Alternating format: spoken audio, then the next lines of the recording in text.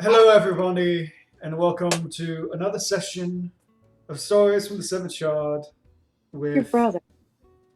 with all sorts of different people from a little indie MMO. Maybe you've heard of it called Final Fantasy XIV. Anyway, when we last left off, our various members of the Ages of Mayhem decided after training they were going to have a little powwow and discuss their various personal issues and things about themselves and get to know each other at the behest of one Edron Hunt. That went about as well as you might think it would. What's that line from Hitchhikers? It is widely regarded as a mistake. Um, Hey, it was mostly good until one part. Yeah, and while there was some learning of each other and some warm, feely times and friendliness, it definitely ended off on a sour note with Works and Rowan nearly coming to blows, Rowan almost setting the homestead on fire, and then fucking off to Ishgard. Works then fucked off into the woods to do whatever Works does.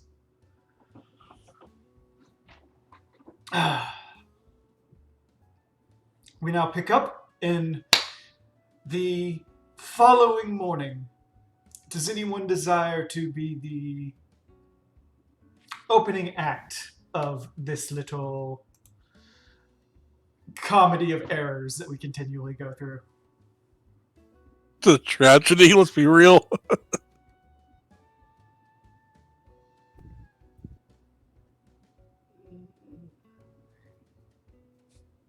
I'm blanking. I'm sorry.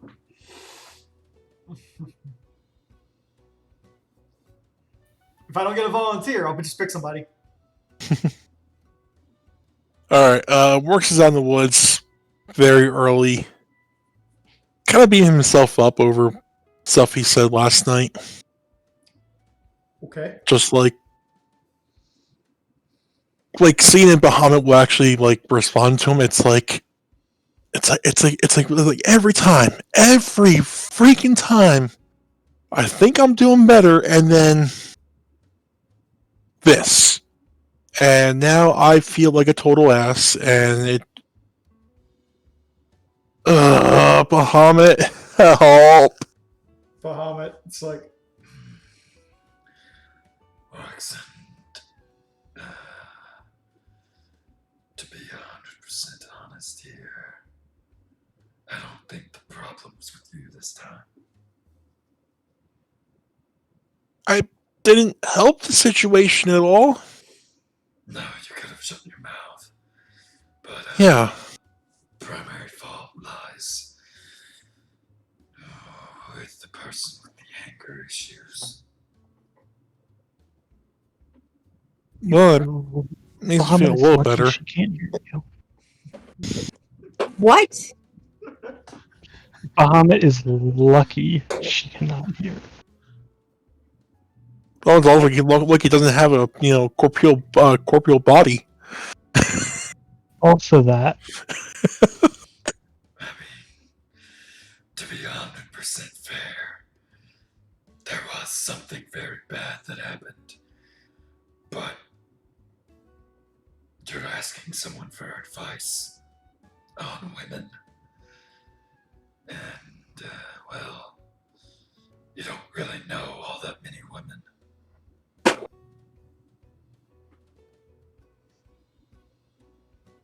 Fair. I mean, ones that will actually talk to you and are not your parents. Ow! Low blow! To be fair to a whole lot of people, talk to anybody in your group. Yeah. I mean, Works, you can probably count to the number of women who you have a friendly relationship with on both hands that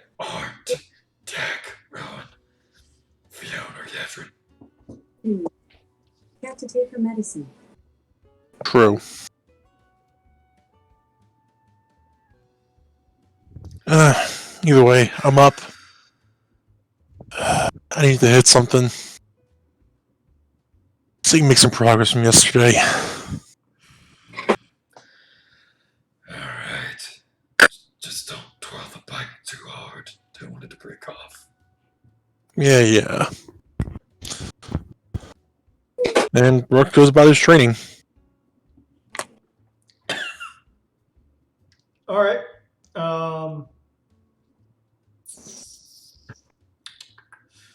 Rowan, you went to Ishgard. What are you doing in Ishgard? Went to a shooting range. Okay, you're hanging out with Stefan. Who was like, oh, hello again. I didn't expect you back so soon. How can I help you today? So, continue to completely destroy part of the desert down in Camp Bone Dry. Quiet wandering. Do you have like a shooting range that I can practice and blow off some steam at? He looks from side to side for a second and then leans in and goes, did any inquisitors or members of the guard follow you?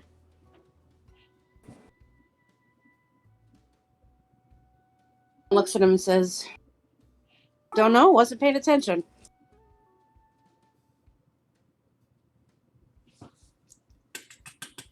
I'm guessing Rowan is rolling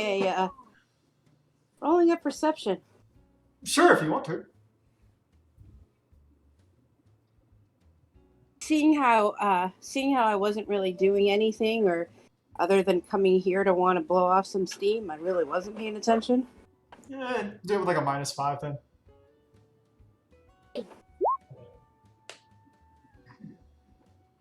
Excuse me. I have no clue.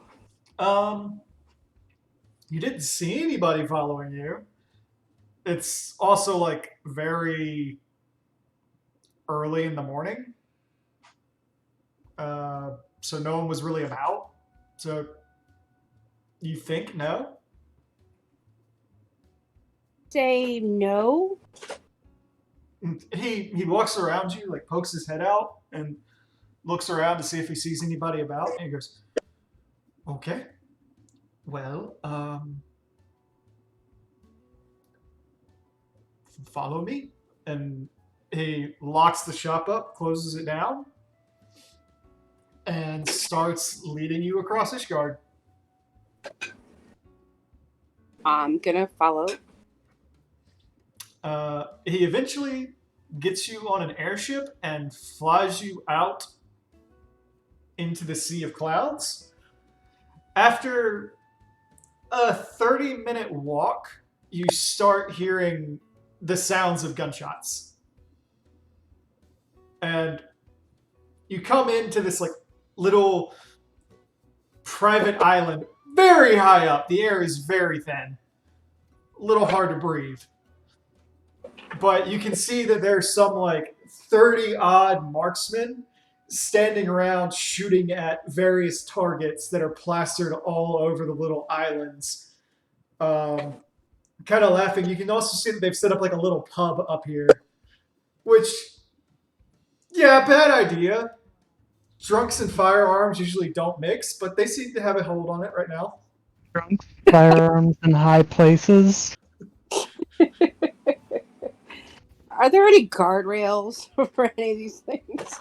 Yeah, you do see that they've set up guardrails. It almost like if it wasn't for the targets, you would not be mistaken for thinking this was like a cattle farm with the way they have it closed off. Okay.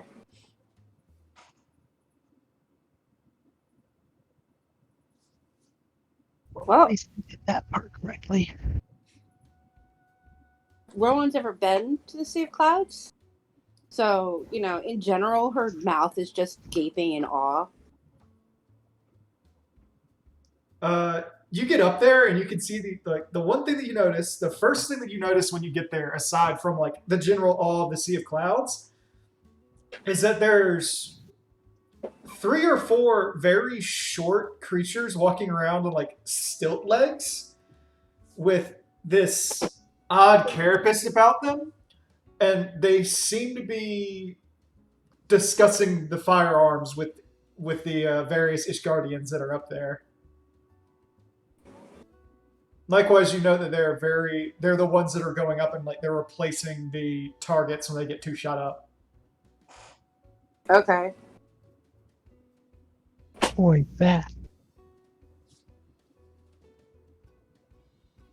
Yeah, that, right? You're not seeing them, but yeah, they look like Vath. Okay.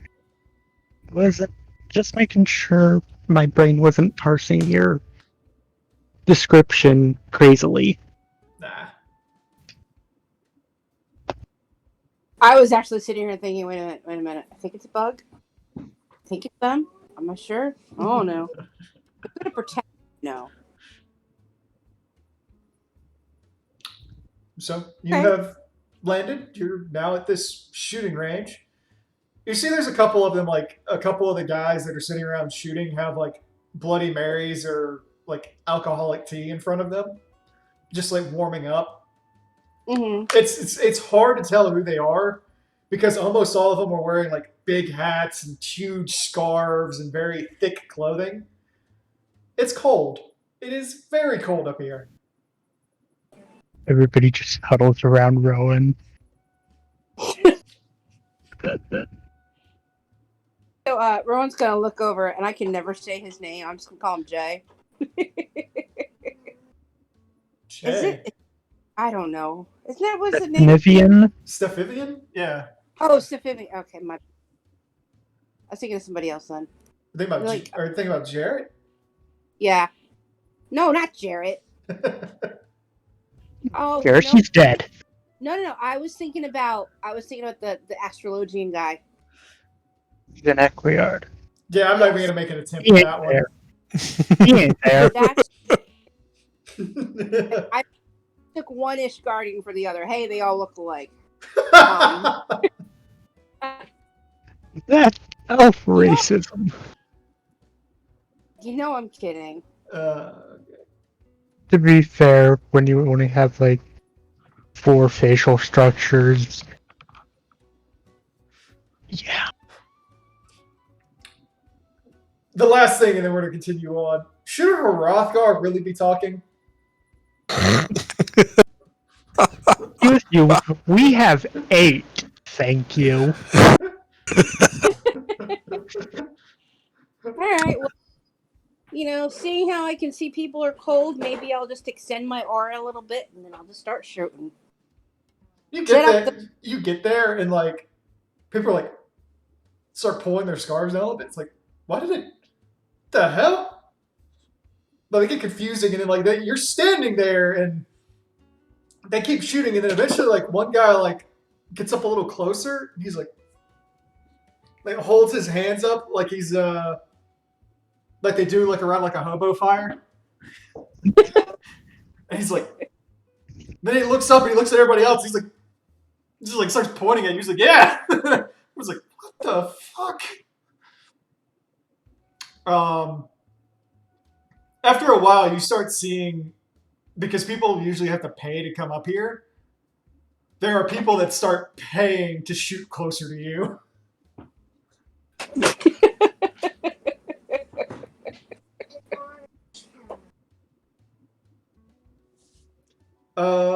But yeah, you sit down and you start taking some shots. Yep. There's about 120 different targets, and they're not straight lined, but they are set up far away so that you're shooting out and away from anybody in the line with you. Kind of like in a cone shape. Mm-hmm. Is there any particular target you want to take a shot at?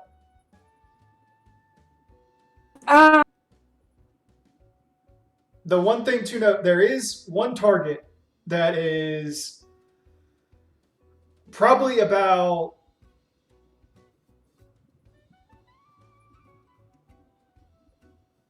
a football field and a half away from where you're standing. and also very high up that has a little sign that's like, hit the bullseye, win a prize. I'm gonna start with like the closest baby targets. Okay. You know, I've never really shot a gun before, and I'm gonna be talking to Jareth in my head. Then, all right, what am I supposed to do here? All right, there's a target straight ahead of you, about 45 feet away. And for these, yeah, I missed it. No, that's a hit. It's a stationary target.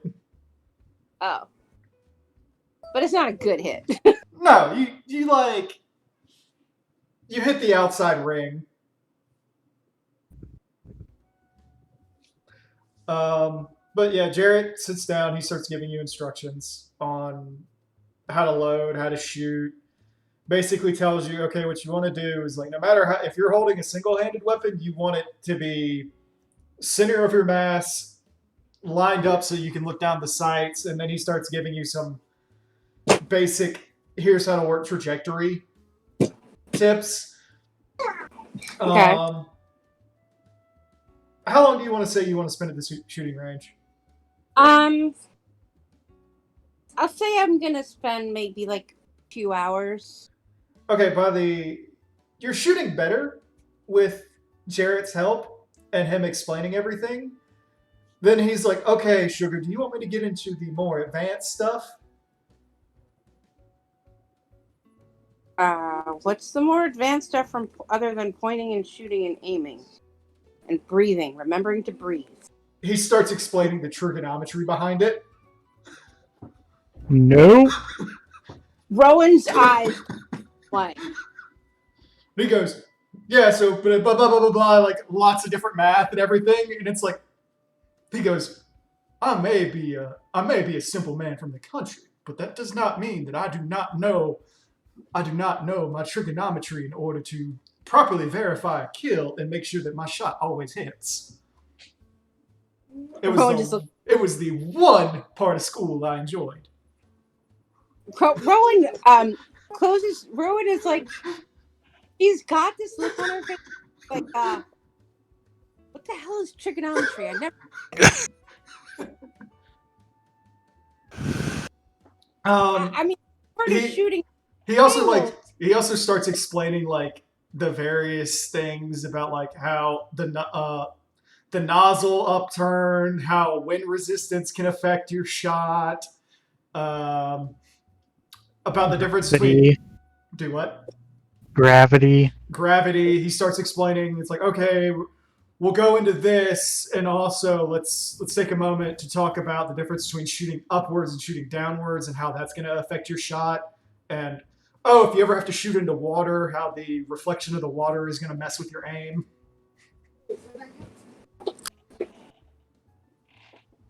Okay. I was just gonna blow stuff up, but hey, I didn't know all this stuff was involved. He's like, shooting is a lot more complex than anybody gives you credit for. I'm sure it is. Just like throwing fireballs is a lot harder than most people think. He just laughs. After you leave, you do get a link pearl ring. Oh, someone called me on my link pearl? Yeah. Hello? Hey, Ron, this is Ark. I'm done up here at Zolfatol. I was heading back to the homestead. I don't know why. I had this weird vibe did you just shoot while he's talking to you? Did I do what? Did you shoot while you were talking to him? No, I was getting ready to leave. Oh, did I shoot? You have another ranged attack. Oh. I'm like, oh, you're still shooting. Okay, well, let's go with that. You just feel like it, and then all of a sudden there's just like, boom! And it's like, did I call it a bad time? Oh, no, I'm just finishing finishing up at a shooting range. I'm in the sea of clouds at the moment. Oh, you're in the sea of. Okay, then my sixth sense about something not being right was correct. Yeah, I'm heading back to the homestead now. I figured it'd be better to contact you than Dacofione. I couldn't get a hold of Works, and Oh, Kato I figured was, you know, busy. Sleeping? Busy and oh no, it was down to you or Yedra, and I figured you were the better bet. as far as I know, everybody's still at the homestead. I'm the only one that's not there. Yes, you missed a very wonderful team building experience. Oh. Wonderful. Mm. Anyway, I figured I'd come down and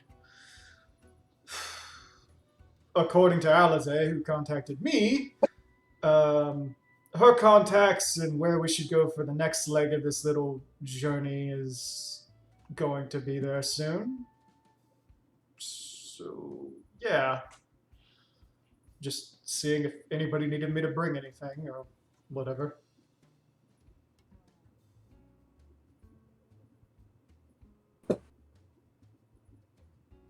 Honestly, I think the best person to ask that would be to somebody there at the homestead. If they needed anything, I'll be along in a little bit. I'll just finish up over here and teleport back home. Okay.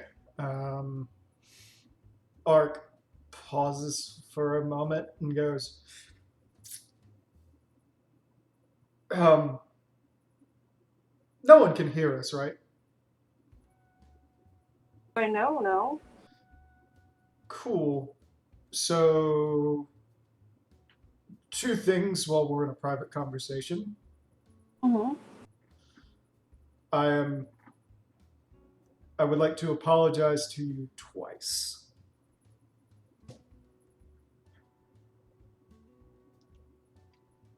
One, I know that I can be holier than thou, and I know that I have done and said some things that have upset everybody, and more specifically upset you, especially in regards to people that I will not name. That I should have let you do what you want to do with. Oh, the same person. Are we referring to the same thing that I almost blew the homestead up about? There might be some burn marks. I guess I didn't realize that you had done that. Yeah, no. In Works's infinite mind of, I'm gonna open my mouth and shove my entire body into it, not just my foot. Makes comments about something and do something with somebody. I the red dragon on him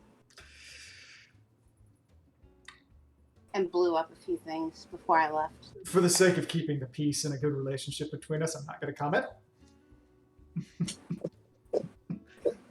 He just laughs.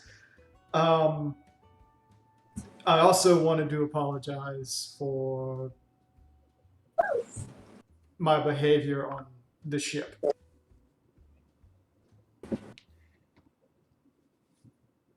Okay. I know it was fun and all, but it was inappropriate of me when I had no other plans and a good time at the moment, especially when I was a little bit manic.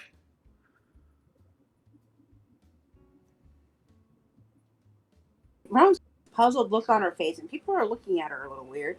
She touches on it. She goes, "What are you talking about?"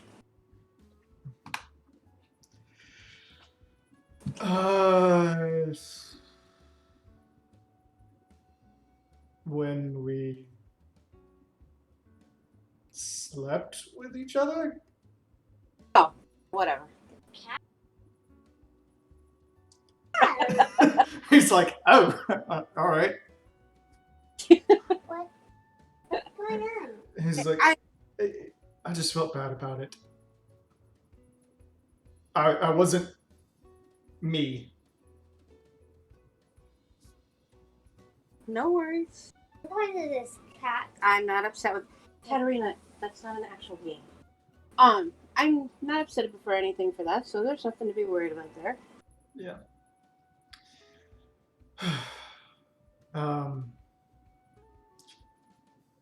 I can't help anything with works. I can talk to him, but we've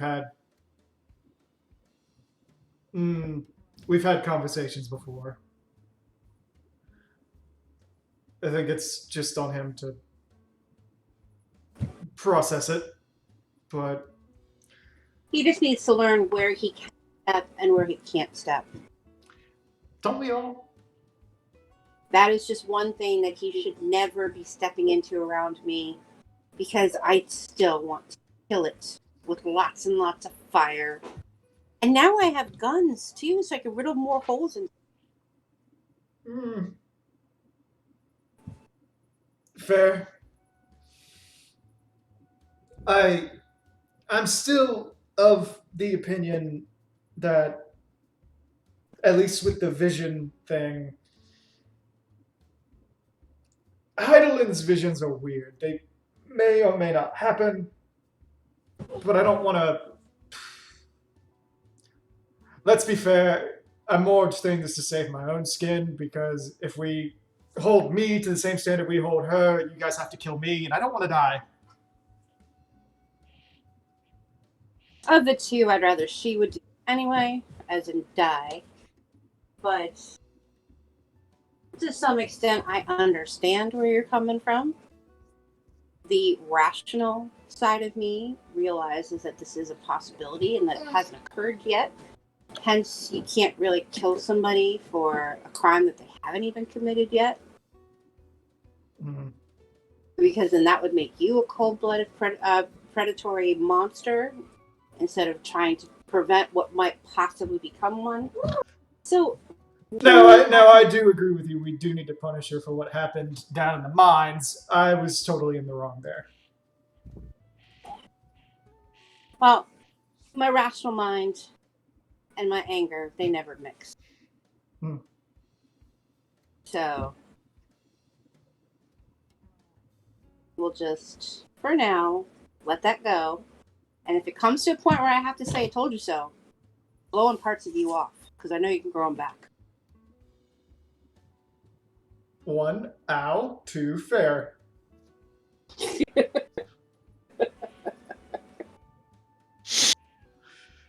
For now, I think I smell of gunpowder, so I think I'm going to go home, go to my house, and settle in a nice warm tub for a while.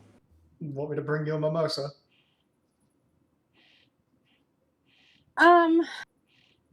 That sounds good.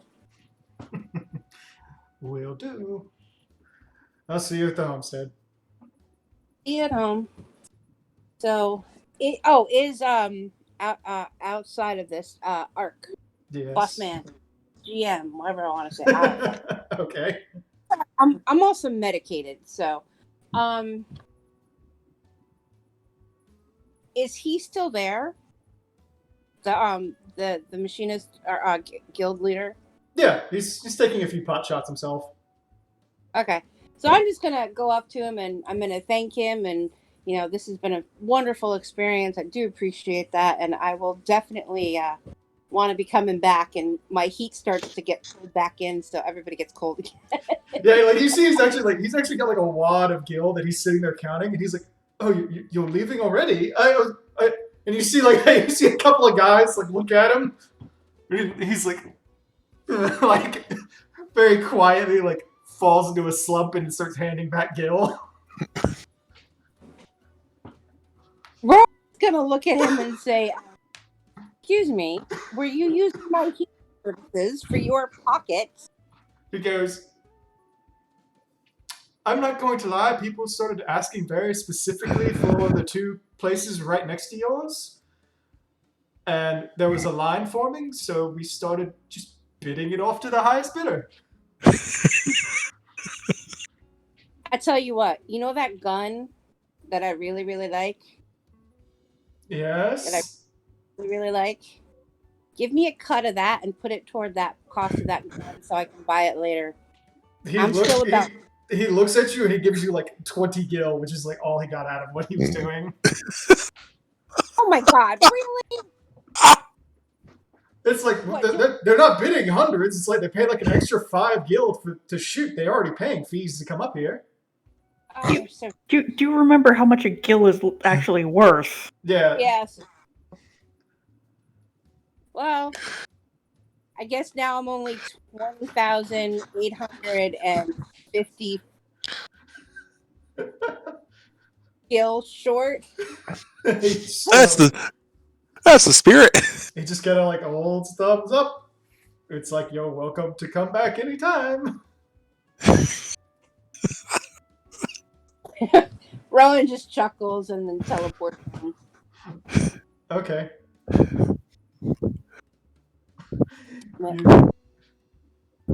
You teleport home, and when you get back, the homestead is fairly quiet. However, you see a redheaded Makote just kind of like standing around, like looking at the aetherite and examining it. From the back, it sort of looks like a doll, except his hair is really short.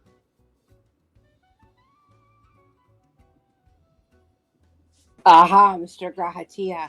I was gonna say, wouldn't it be in a rat tail? Yeah, exactly. I thought it was in a tail. He's in it's like a little braided ponytail or something like that. Rat tail, whatever. I actually can't remember Graha's hairstyle back from like ARR. Yeah, if I remember right, it's basically like short hair with like a little rat tail that's braided in the back. Let's say on the 7th, he just doesn't have the rat tail because ew.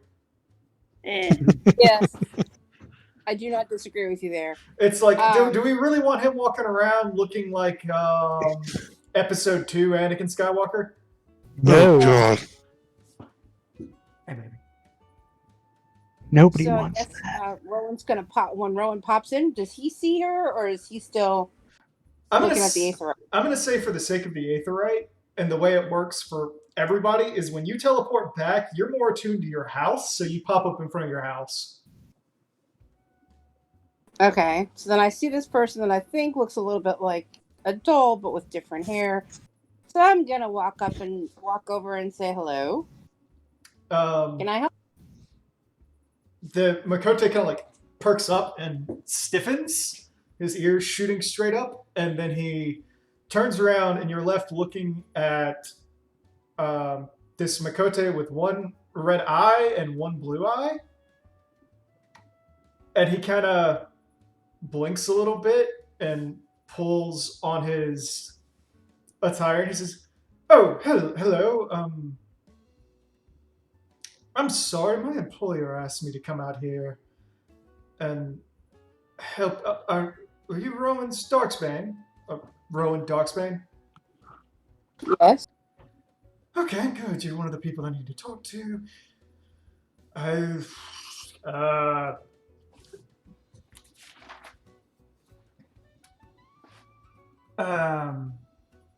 you seen Urianger yet, or anyone else? I'm sort of at a loss. Okay. Well, I just got back from spending a day in Ishgard, so the answer to that question is no. But why don't we head over to the inn and see if we can find anybody? And are you gonna tell me your name? 1 second. Okay.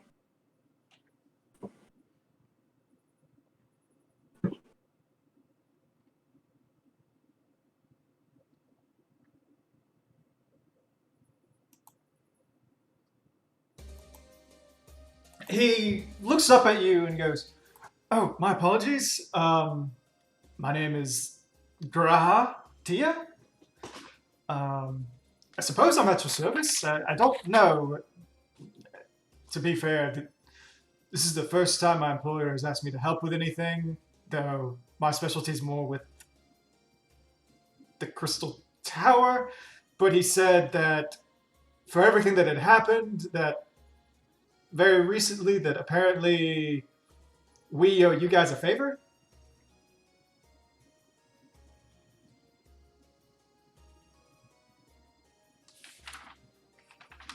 I think I know what you're talking about. I think it might have to do with some maps.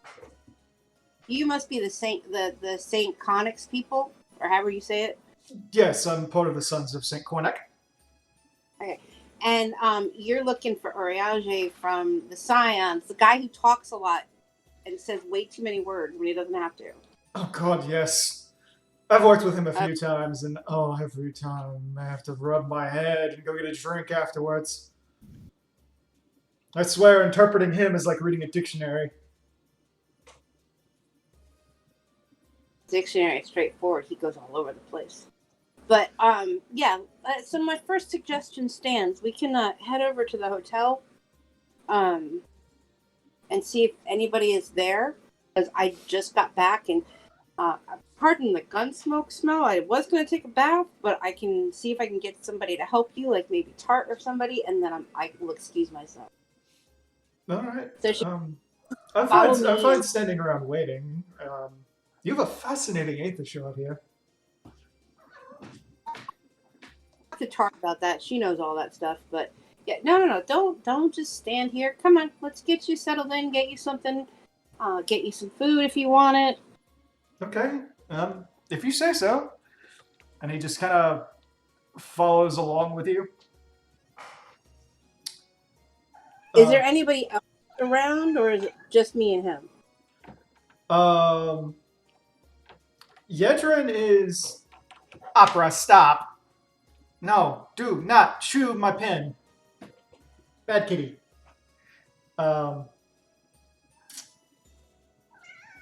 Yedrin might be around. Works is not, because Works fucked off into the woods.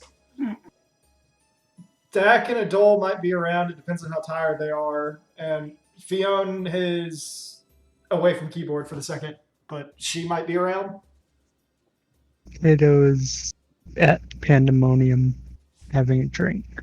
I'll probably say Dak is still passed out because she was helping Fionn with scrolls Okay. and spells. Okay. So the only person you find, Rowan, is Kato, who is having... Kato, what is your morning brunch beverage of choice? It's morning, so probably just some juice. Bloody Mary it is. Get that morning drink on, buddy. Yeah. So yeah, Rowan, you come into the Pandemonium. You see that there are several other staff already in, kind of getting ready for a breakfast rush. And surprisingly, there's about 30 people inside of the Pandemonium having breakfast, but the only person at the bar is Kato. There, do I see Alize or Oriage or anybody yet? You do not see Urianje. You see Alize having like a short stack of pancakes and rolling berries. So, Rowan's going to wave over at Kato and head over to Alize with Graha. Okay. Kato, Yeah. I hate to do this to you, but I'm tired of picking on Work, so I'm going to pick on you for a second. Uh-oh. I would like you to roll a perception.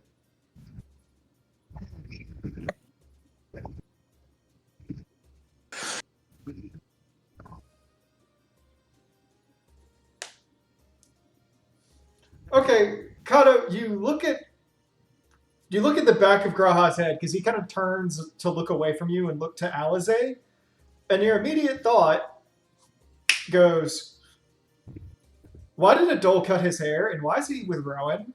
And then you're like, that's not Adol. and you're perspective enough to like pick up that this is some other Makote. And there's that. Does Deck have more redheaded brothers? Most likely. The answer is most likely yes. But then you note him like actually starting a conversation with Alizé, and you're like, this isn't somebody anybody here knows.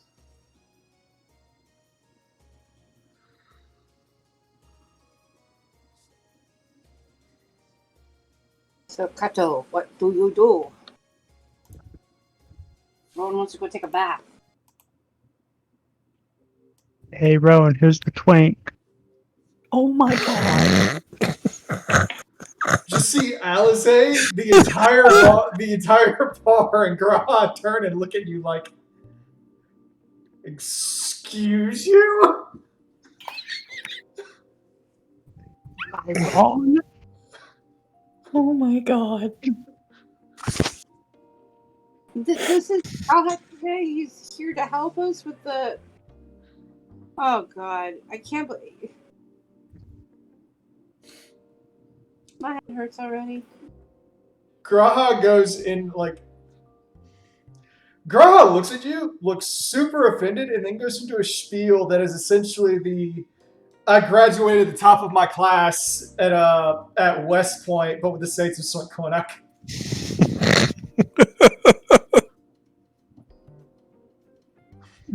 That's great and all, but that doesn't make you less of a twink.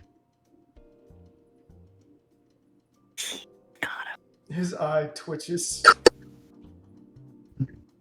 And he just sits down. Drink you had this morning. Probably a little too much, apparently. Apparently, eat some food and just drink some water. And stay over there and shut your mouth.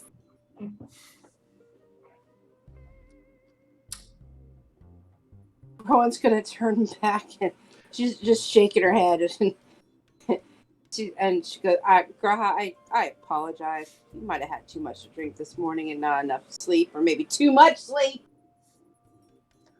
There's Please. for him. there's a brief pause, and then all of a sudden the doors to the pandemonium swing open, and you hear, "Lo, I require your finest flapjacks and rashers of bacon, for I have a legendary hunger." Wait. Lou's there? Nope. You see a I- very tall elephant man wearing goggles. No, I could have sworn you said Lou. I said low.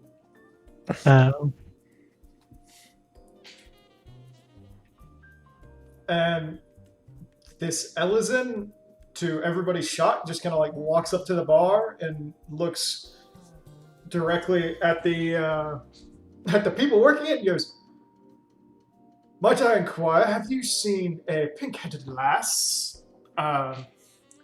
Tall, very short Elizin girl? Also, could I please get the smell, that olfactory perfection that is coming directly out of your kitchen and mess? Please, might I inquire onto what it is, and can I get 20 of them?"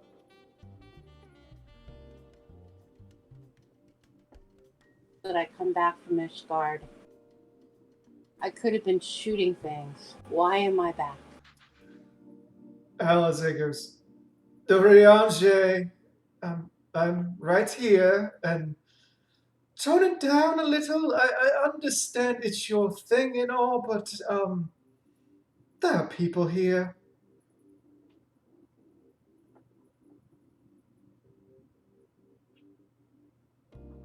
Also, when did you get so manic?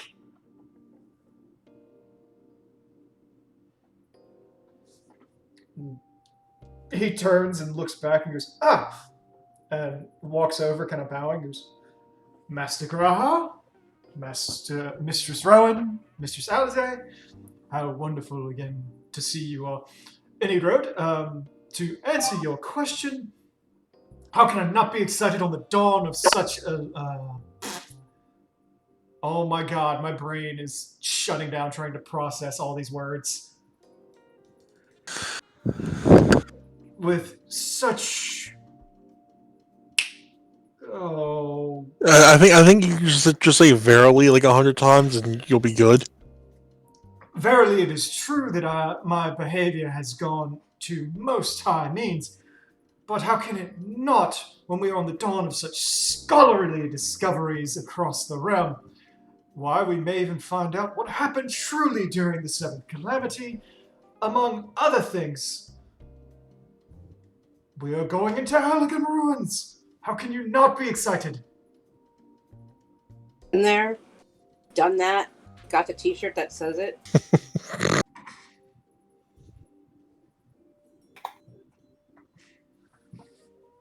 Well, it is a monumentous. Train. It's a monumentous occasion for me. I have not gone to one. You're just missing all the F-traps and boring. Okay. Did you say you're missing ass chaps and boring what?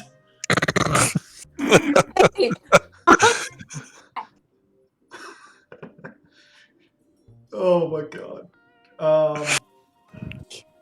He goes, I'll take your word for it. Now, verily, breakfast awaits. And he walks back over to the counter.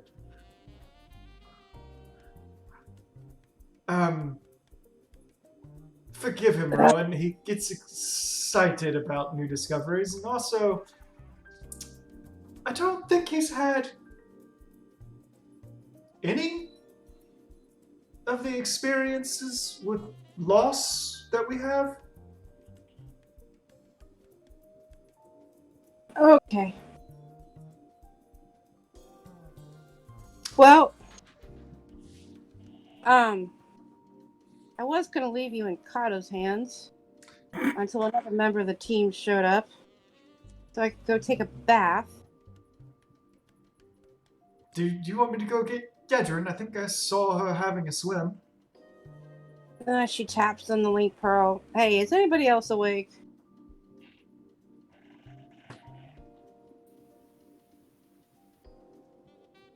Soft sound of crickets. I need to have a word with the bartender about cutting back on what goes into those Bloody Marys of his. Well, let's have a seat. She motions to the chair next at the table beside Alize. Are you hungry, Graha? Can I ask them to order up something for you? We actually had breakfast at the camp this morning, so no, I'm actually quite good, thank you, though. Okay. I'm gonna order up some bacon and some juice, and I'll be right back. He's just like, enjoy. And Rowan you goes see, he's sitting down. He and Alize start having a conversation. I go over to Kato and just cuff him in the back of the head. Rude. Me? Yes. And what you said to guest just now, that's not rude.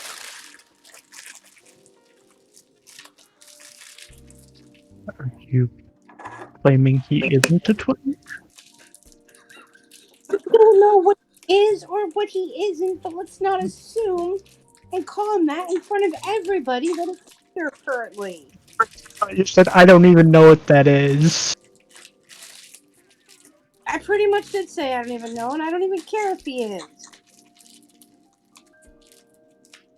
Whatever that is. Still, just, come on. You're the one who's supposed to be better than Mr. My 2 feet are always in my mouth. Let's try to keep that trait to just one idiot in the team.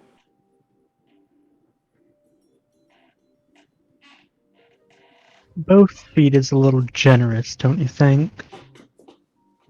Hey, he's Pretty been sure he known. has entire legs in there. Yes, he has been known to have quite a few in there, but especially since we really don't know this person, and we're going to be expecting this person to help us with what's been going on. let's try not to offend him or any other possible. And she whispers and does the quotes. Any other possible tinks that might be in here? Wow. She whispered it and she put it in quotes. It's still funny. It's still funny. I know, it's the point. At that point, Urianger looks over and goes, Miss Rowan, you said you don't know what the word is. Shall I elucidate you on that?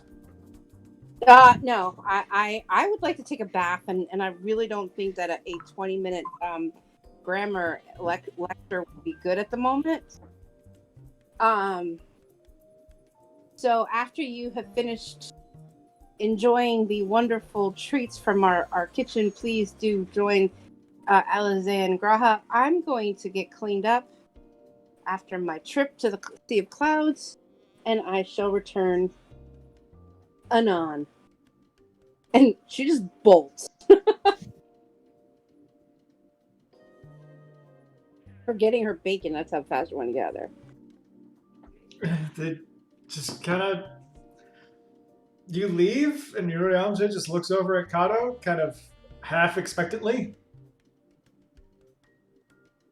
Yes. He shrugs. Verily, I did expect some sort of explanation to come anon, but I suppose I will be left in the dark for now. Explanation of what? Sorry. Yeah. What explanation? Never mind.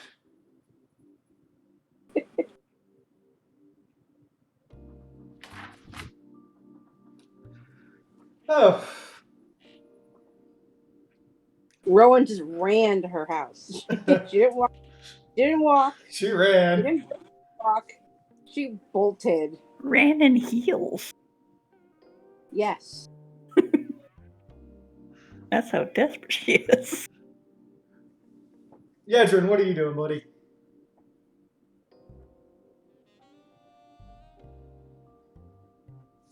Also, you're muted if you're trying to talk.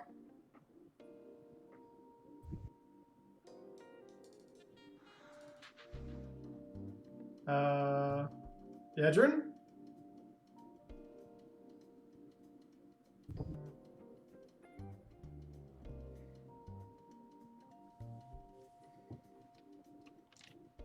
Maybe something came up and he had to step away.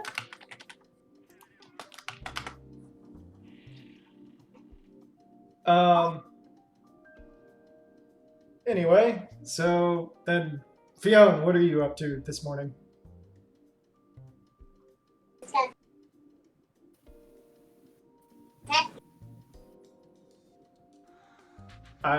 All I got was static. Anybody hearing anything? No. I'm hearing a 7-year-old who won't shut up. I see the light, that's about it. That's what I see too. And then I hear. Psst. I didn't even hear that. Bother. Damn you, Canadian Comcast! I mean, it could just be the microphone, who knows? Yeah. It's more fun when Canadian Comcast. We we had conversations about Canadian Comcast way back when. Yadrin used to have problems with them all the time. I mean, it's Comcast. It's going to be bad anywhere. Yeah. Girl. Okay. Okay. Best of luck. Let us know if you need help killing any goblins. Oh, you make friends with the goblin. Depends on the goblin. That's fair. So that leaves Dak. Dak, what are you doing? Dex probably coming out of her home and seeing Rowan running off, wondering what the heck that's about. Probably gonna head over to the Pandemonium to see what's up. You walk into the Pandemonium. How tired are you? She's like at -2 cups of coffee right now. She's kind of just waking up type groggy. Roll a perception. with a -10. Okay, just take 10 off of this. Okay, it's 20. 20. You walk in, kind of blurry-eyed, and you turn. It's like, why did Dole cut his hair? Wait, That's not a doll's tail. it's like No, she's wait a minute. No, Adol couldn't have gotten here first. He's still in bed, worn out from last. there's that moment like, why did he cut his hair? And it's like, wait, that Wait, boy loves his hair. He'd never cut it. Second, that hair's way too straight. it's like that hair's too straight. Second, I left him in bed. It's like, third, I left him in bed. Fourth, the ass isn't nearly nice enough.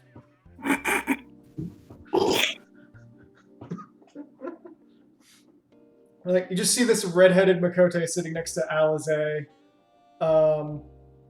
You see the pandemonium is actually decently crowded this morning with people. However, Alize waves at you and goes, "Oh, good morning, Dequa." Good morning, Alice. Oh, one sec. Sorry, I drank my water a little too fast, so I had air bubbles. That's fine. Hello, and who's our new friend here? This is Grahatia. He's with the Saints, or the Sons of Saint Poinak. He'll be one of the individuals helping us on our little endeavor. And Oh. the enthusiastic Ellison here is Urianger. Pleasure to meet you. I'm Dequa Tart. Verily, though we have met once before in Aponeus, Lady Tart, it is, of course, an honor to meet you once more. Yes, it's polite to reintroduce yourself, especially in front of a new person. Bows and says, "Thank you very much. At least your welcome was much more polite than your compatriots." I mean, Hi. I'm sure Rowan didn't mean anything. Oh, I am not speaking of Miss Darksbane. Oh, I was every bit a lady there, damn it. He goes, "Your big friend at the bar called me a twink." no, Am I wrong? that is not. It's like she points her finger. That is not. Cross just looks at you offended. Like, I don't even know what that is, but just It's probably not polite. It's a body type. Body touch. Orion leans over and explains what it means to you. She blushes and swats at Kato's arm. He is not. Agree to disagree. I need coffee.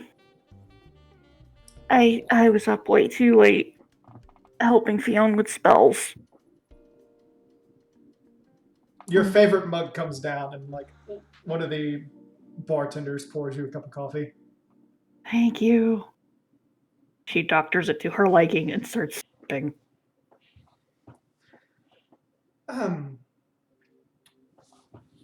Regardless, while I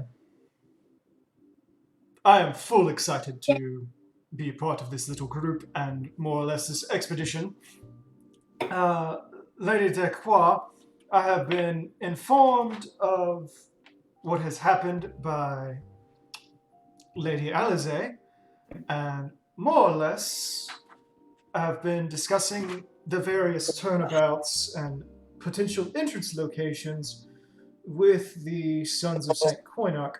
I believe Graha and their company have found a suitable enough potential entrance.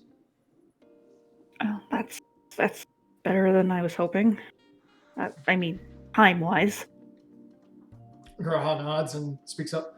Yes, well, my commanding officer will be here ere long. I should mention that the location that we're discussing is near Fallgord Float. Oh, Falgord float? Yes. Okay. Yes, towards the mountainous regions where the golems congregated. Apparently, reports say that a piece of Dalamud fell down in there, though no one has seen it upon investigation. Though there are a number of strange sightings. Well, that's worrying. So our basic understanding is maybe if we're discussing something Allergan related, there might be something down there that we could take a look at. Most likely. Hopefully it'll lead to where we need to go. Well, we've also been thoroughly cross-referencing all of the data and records that we could salvage from, well, the Dalamud records provided. Mm-hmm. And we do know that the pieces from Dalamud are called Ragnarok, and together they formed a trio of coils inside. I see. The data, however, doesn't mention anything about that thing that you found inside. Yes, the less I have to think about that thing, the better. Though it did mention that they could both indefinitely sustain and restrain the captive. It did provide that the facility needs to constantly be getting aether, though. Well, with all that corrupted crystal, there's no shortage of it.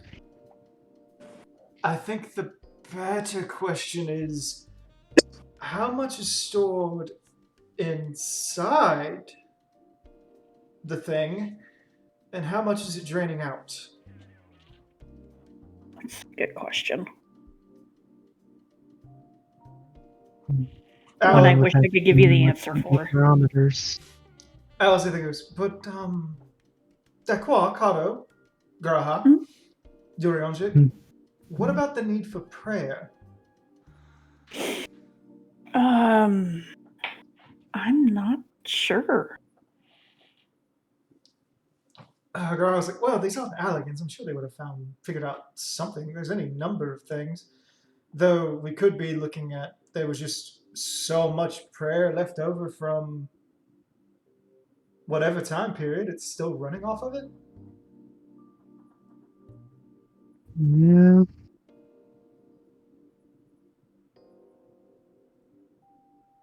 Whatever summoned it was powerful enough to keep it going all this time. Hmm.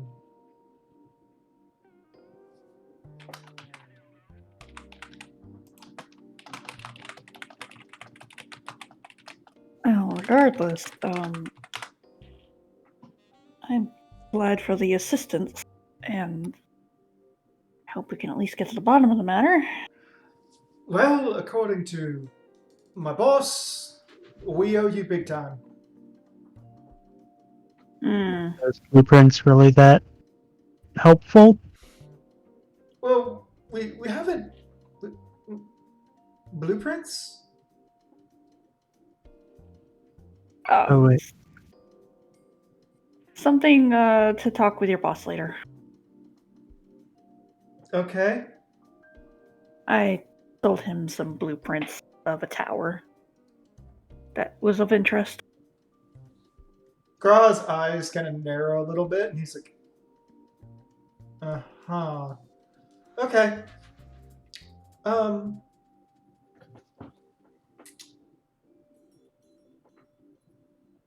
Anyway, we have a couple of locations marked down. We're doing some investigations, but the biggest one right now is Flatnell Spire. Where's that at? It's to the west of Fallgrove Float, maybe slightly more to the northeast. Okay.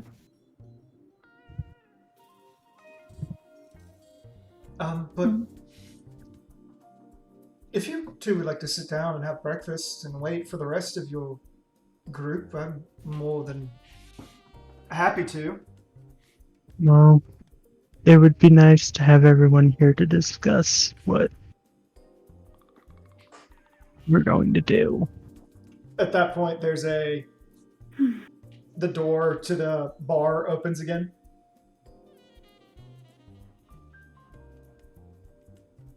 Who is it this time? Also, Yedrin and Fiona, if you've come back from your excavation, what are you guys doing? Yeah. So yeah, what are you doing, Fiona? Probably just working on sorting out her spellbook, I guess. Okay. Just Now that she got woken up by Rowan. all right. You're preparing for the day. Gotcha. Yedrin, if you want to unmute.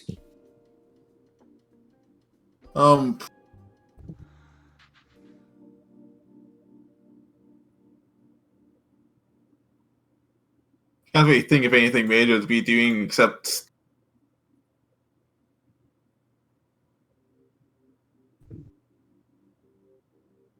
I can't really think of anything major to be doing at the moment. All right.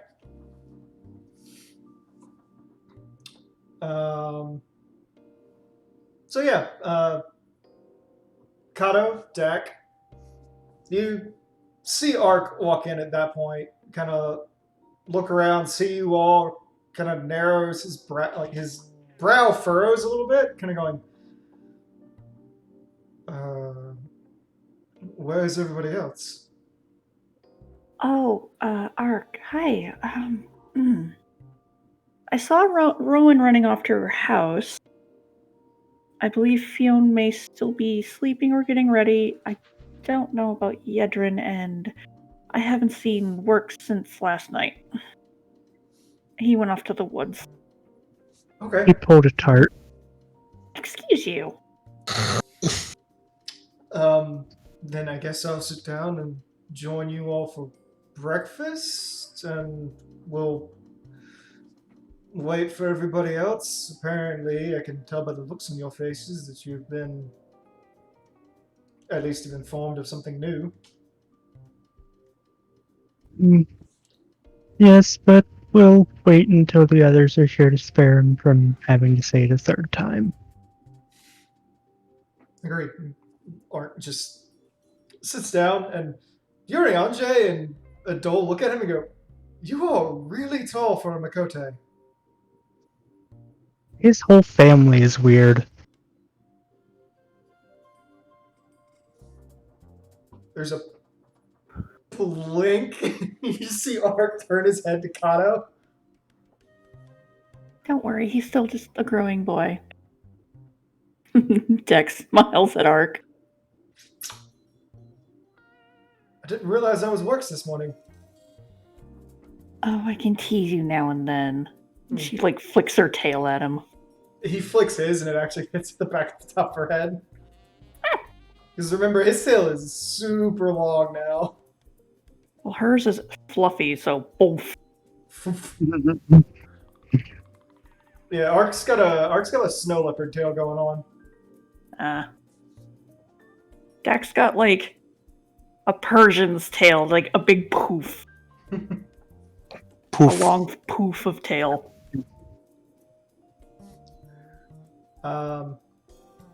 So yeah, you guys sit around and eat for a moment. I'll say you guys basically have like a 35-minute breakfast. You have decent enough conversation. Graha seems really self-conscious now that Ark is there. Kind of asking him what's his workout routine? What did he eat? How did he get so tall? Well, What's that, Kato? aww. I don't think you can follow his methods.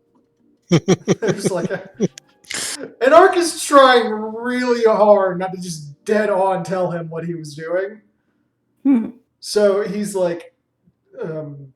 lots You of could follow his methods, but you'll probably really, really regret it. it's like lots of dairy, lots of protein, lots of exercise. Probably a bit too late for you now.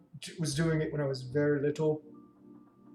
You know, gotta work those those testosterone and pituitary glands early. It's like looks at Kato and he's like, not a word.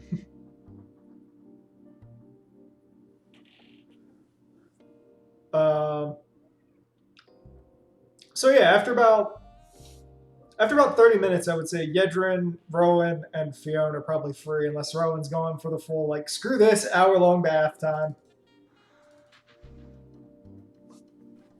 That is exactly what Rowan is doing. She's also a little leery because she did blow up the homestead. That she's thinking she's going to take some time.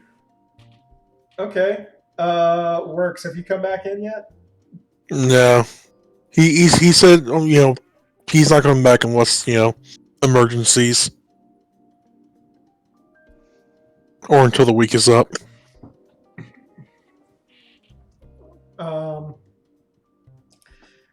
Dak, would this little incident constitute an emergency in your mind?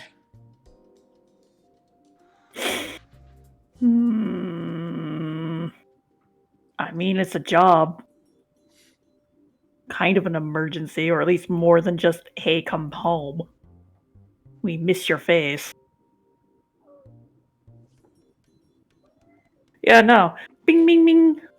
Bing, bing, bing. Yeah. Workson, we have our what do I call them? We have assistance Patriots? coming from St. Coinox group, and we might be heading out soon. If you would like to come back and clean up. Heading out where? Back into the depths, probably. Oh, joy. Let me revel in my absolute overjoy of going back down there. And I'll be back in an hour. Let the revel begin!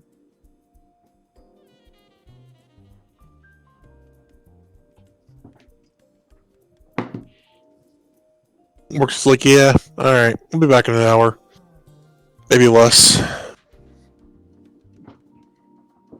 Okay. Yedrin. Mm-hmm. Since you are a part of that Link Pearl conversation, what are you doing in response?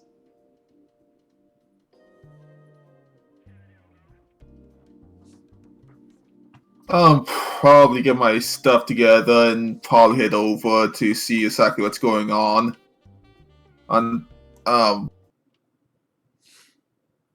had told if you gone to ask you about it during the off-screen time.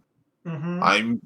But since we got the bonus money from, probably because I was too busy for the bomb shell drama that happened at the end of the last session. Mm-hmm. Since we all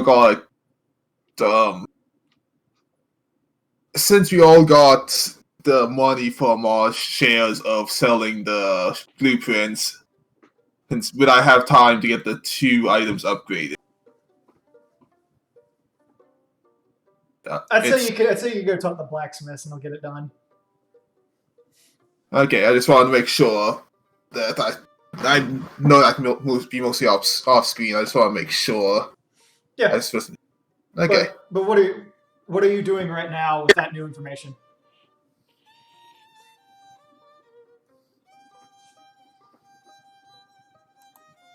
With the information that people are here to talk to you about the coils.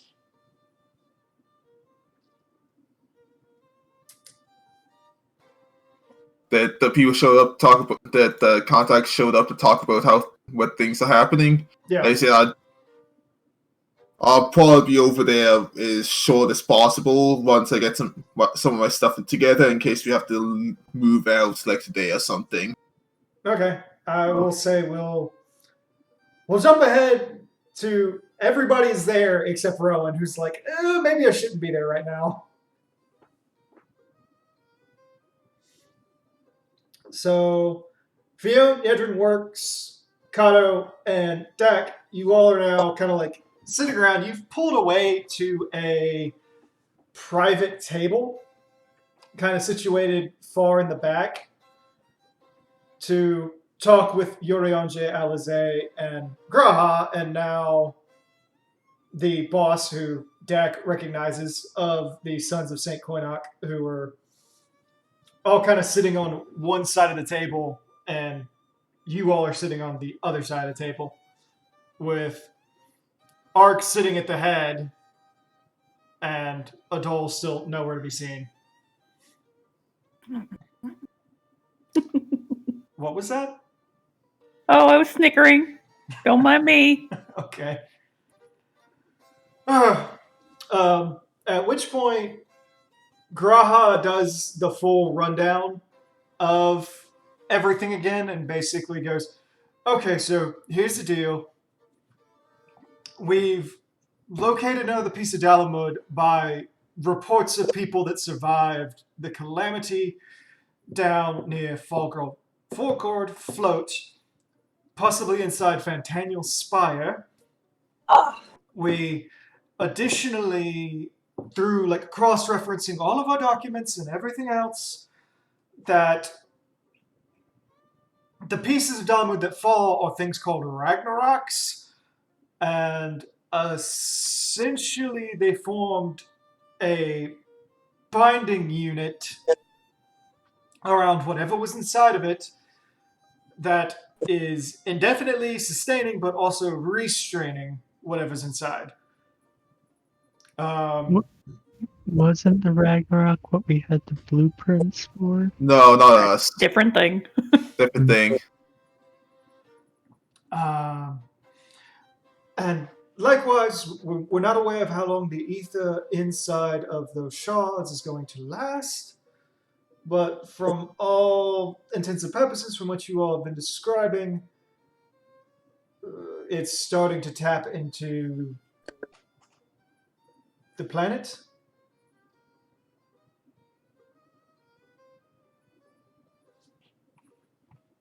Yeah. That's a problem. Can't have it training the planet. Yeah, so because we know we'll come back if it does. I doubt it. Well, that would get that big, but it could probably cause problems to the local areas at the least. Have another burn on our hands. You mean besides Rowan? The other burn. The one that's actually so big it's on the map. Yes, that one. You see Urianger pick up a cup of coffee and sip it a little bit. Then you watch like as the entire other side of the table does it all at the same time, and just hear a before he goes. So, while while thee and thine companions do seem well oppressed of the situation, and well prepared to take care of whatever foul construct does lie inside, I must ask all of you, what exactly your plan is to conquer said challenge. Poke it until it dies. I see we're going with the, I see we're going with the Warrior of Light solution.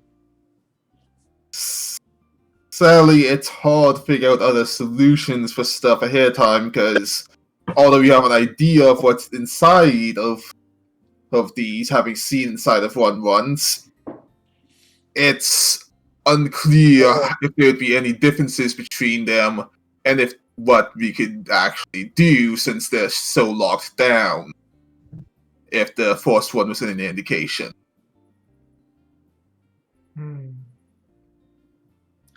Alize then pipes up and says, Look, I don't. I don't know about the rest of you all, but to be honest, I just want to get back into this as soon as possible. So if it's all the same, I think I'll go ahead and do some reconnaissance on the area and make sure it's at least safe for us to get into. And she starts to rise and leave, at which point Ark Rose's face looks at her walking away and looks back up and goes, should I go take care of that? Someone probably should at least stay with her, so in case there's something dangerous in the area. And in case she decides she's just going to go in herself. She's not me. I was gonna say, I don't think. I don't know why it works, but for some reason, I trust you more than I trust her. True, I had a fight with down there. I know better. She didn't. She saw more than enough. Concerning. But yeah, no. If you're willing to keep an eye on her until we have I guess we would still be looking for an exact entrance. All right. At that point, he stands up, and I'd like all of you to roll a perception. Minus Rowan, of course.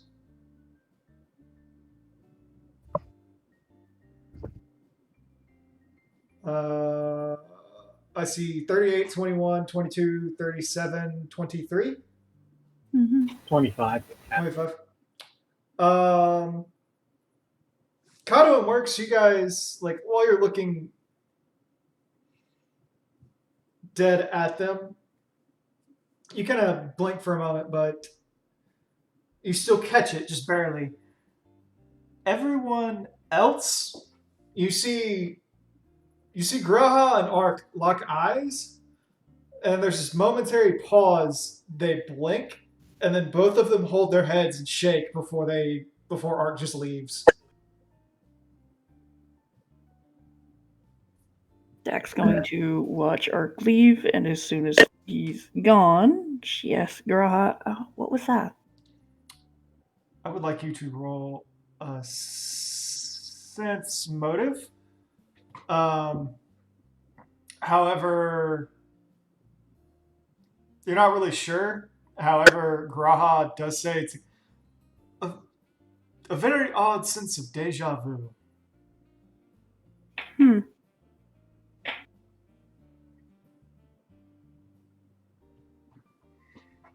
I see. Bring somebody something, she's gonna be mad at him.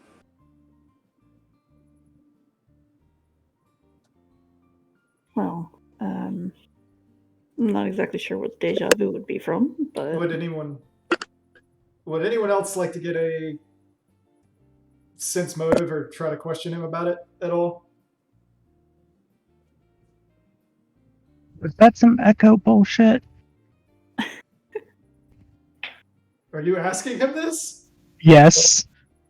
Are you asking him aggressively or like Kind of casually.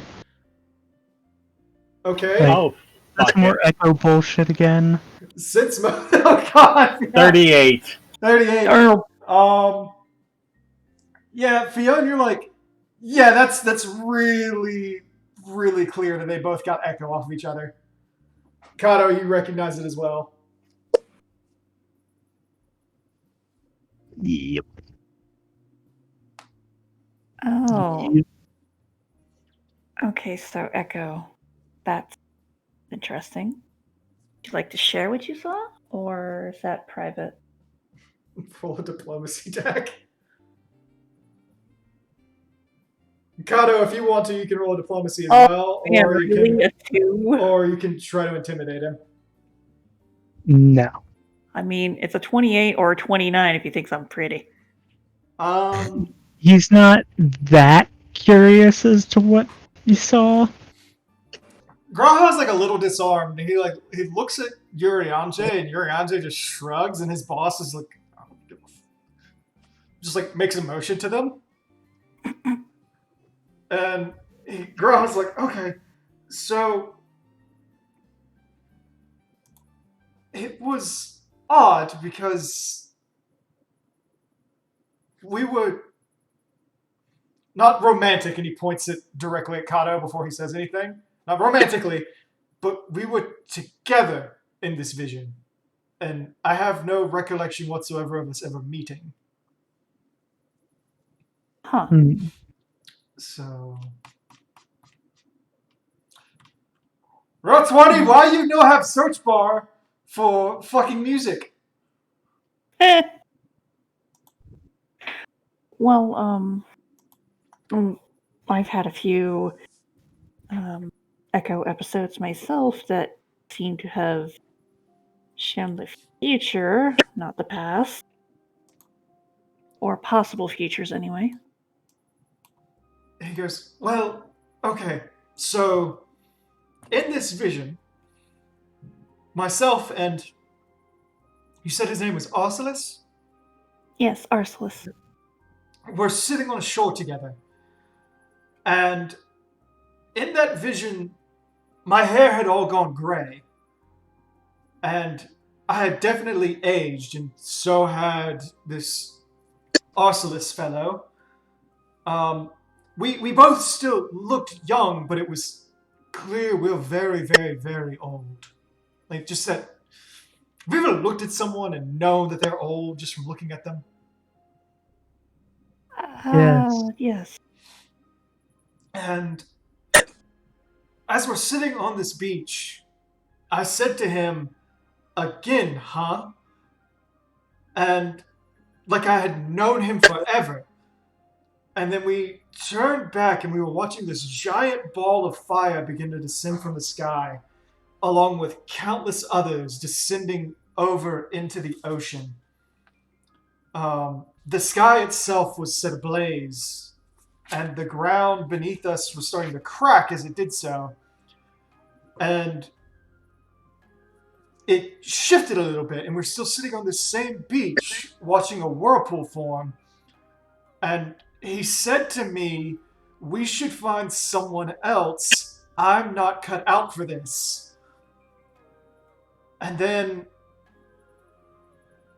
we were standing surrounded by this army of sparkling lights pushing back at a storm. That? An interesting vision. Huh. I don't know what it means. I haven't the foggiest myself. Good question. It's the first time I've ever had visions like that. Good question, Out of character. Yeah. Is reincarnation a known belief system in the nausea, or is that one of the things that doesn't really pop up? I don't think the only people who have ever talked about reincarnation are the Dothrol? Yeah. So you would know about it, but I don't think anyone else ever mentions it. And Graha holds up his hands and goes, Okay. look, I would have just chalked this up to sleep deprivation and maybe a man crush if he hadn't reacted the same way. I can, considering it's echo-ish bullshit,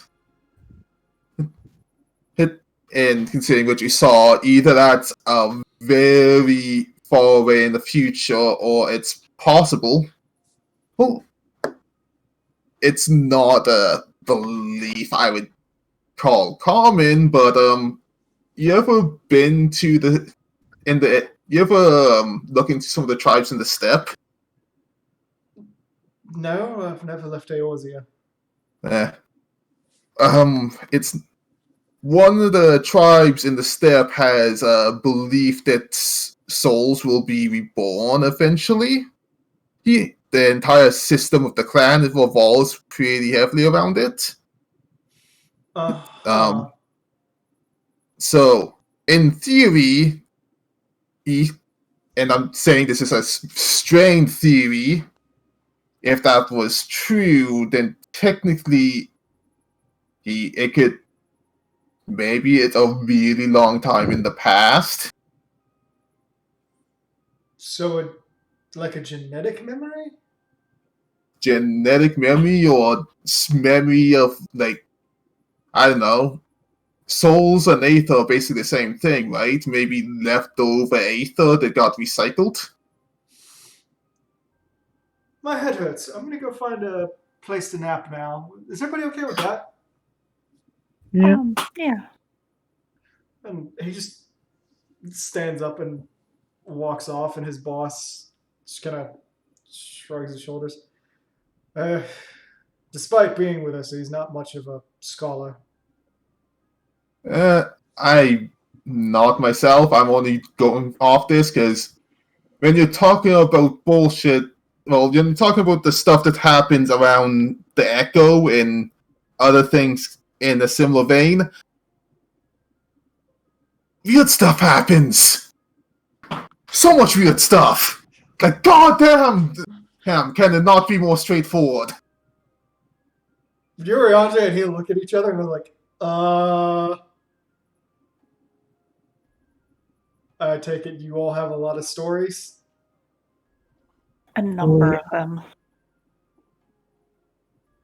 Besides wandering into ruins we really should wish we knew more about beforehand, the Echo and related is probably the number one cause of issues. Okay. I mean, am I wrong? Like, look at the other party members. Shakes her head. No. Magic bullshit. It's just become a catch-all. If something weird's going on, it is, she uses air quotes, bullshit. Magic bullshit or Allegan bullshit?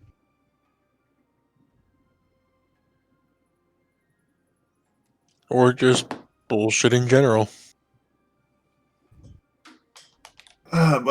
Yeah, no. Anyways, although that was interestingly concerning episode, that might need that. Hopefully, it's just nothing to worry about. I think we had more approachable concerns at the moment. Was there anything else?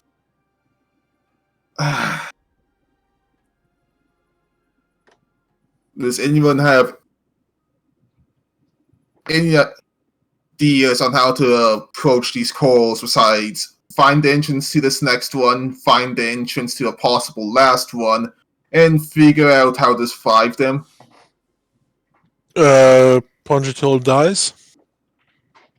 That's not a plan. Totally a plan. Sadly, with the amount of intelligence we can actually have on this beforehand, it's hard to have better. Okay. It's not plan A. Plan A. Plan A. Go down, figure out whatever puzzles they have, kill whatever's guarding it, and then,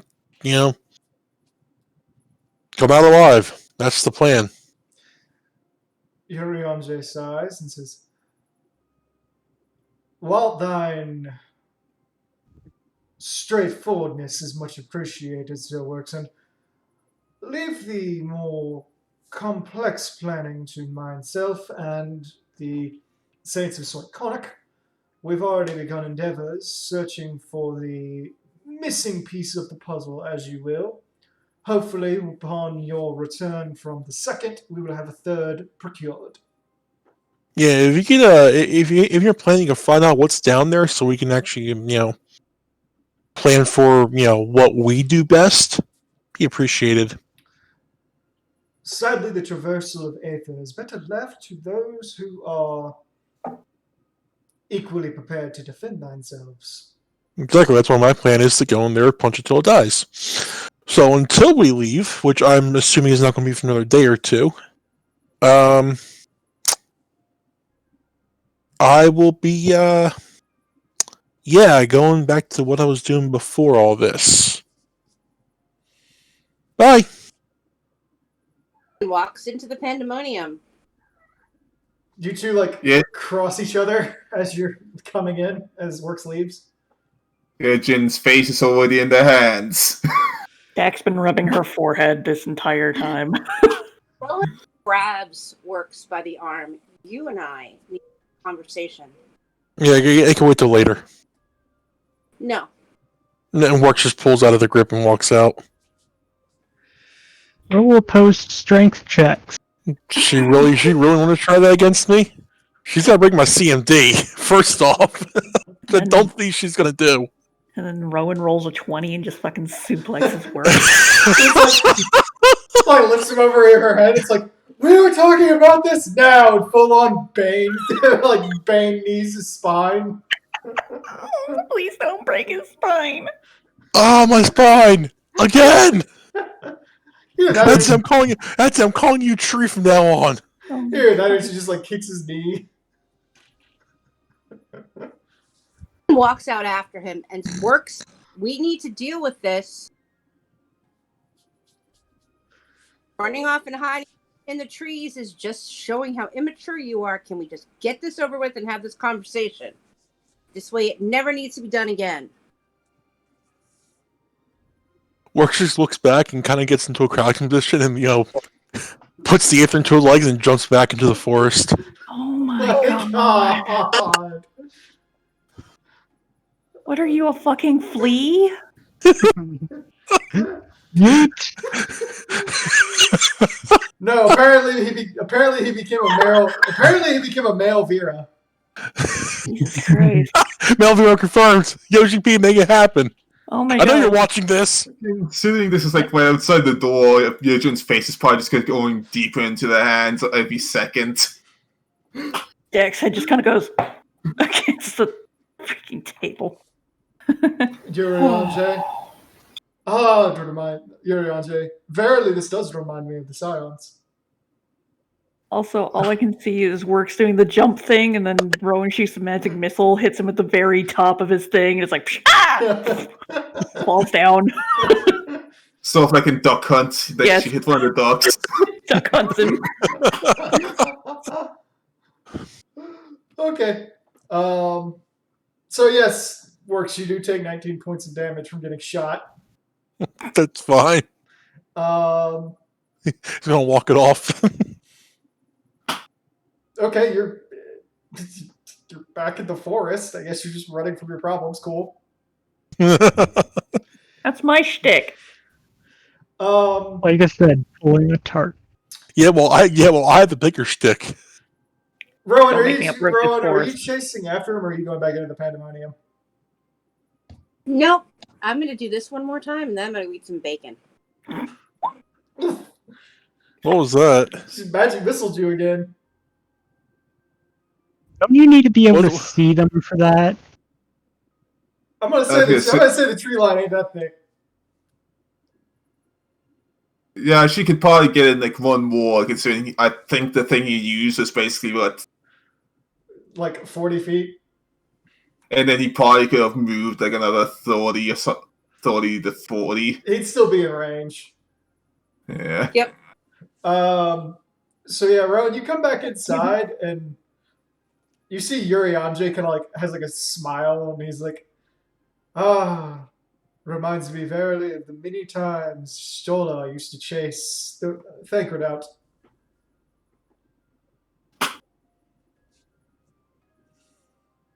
You mean Like, Has Beth been back yet? What was that? Sorry, I missed that. She just goes, to Uriange, and then she goes, has Art come back yet? Yujin looks up with sort of long suffering. You just missed him by a few minutes. He went to make sure Alice didn't get in trouble while looking for the entrance to another area. Hand fists. Okay. Yeah. Oh, there goes my fucking mimosa. Oh. And Rowan turns around and walks out. As you say that, the bartender goes, Mr. Darksbane, he paid for one. She didn't hear him. She's mad. She left. Why she's mad? Did I do something now? And you didn't do anything yet, and I think it's all work. As usual. At This least, is a problem that really needs to be like nipped in the bud soon. probably. Although, I don't think it's a bud anymore. yes, although I'll admit, it. On some level, I appreciate the fact that we're not the only ones who have to deal with stuff like this. Just looking at, giving a glance to Yoranji. Yoranji's like, you thought you were the only ones? I've interacted with every adventuring group. There's always a relationship like this.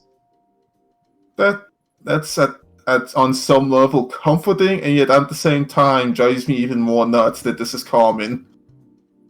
Have you? Yoranji looks at you and goes, has thou never witnessed the arguments between Gawain and Galahad?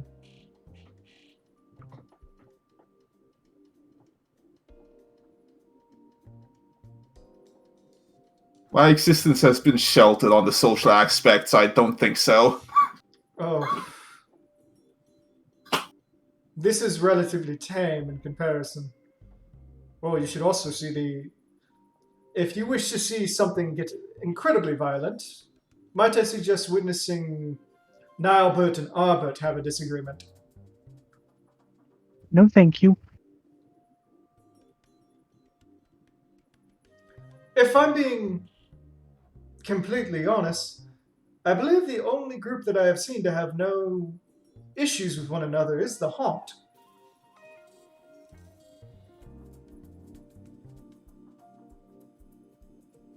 For some reason, that doesn't surprise me too much. Either they're really good at hiding it, or they just get along really well. And I'm not sure why that doesn't surprise me. Barely. I mean...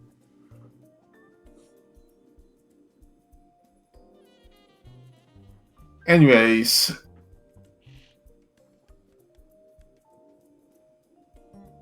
I just have no idea where to go from here. Yes, this is a problem that needs to be nipped in the bud, but we have other issues like a possible upcoming continuation of the job, and I'm a bit lost at this point.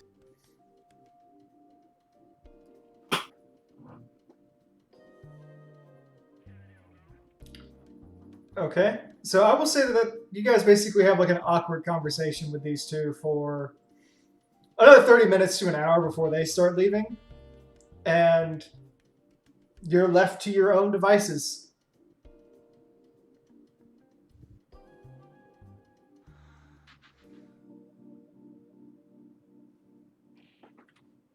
Yeah. Well, unless anyone else had something to talk to the two of them about, I guess.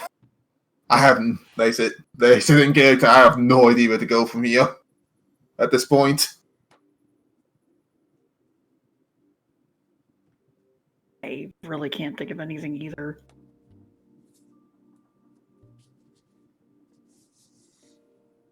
So, Rowan, you ran out. What are you doing? House. Do what? She's Rowan went back to her house. Mm-hmm. A fire pit. She has the baby beside her, and she's eating on some fresh food that she still had in her bag of holding. Mm-hmm. And she's to commune with Halone. Okay, you commune with Halone. With fire. With fire. Okay. What are you saying to the Fury?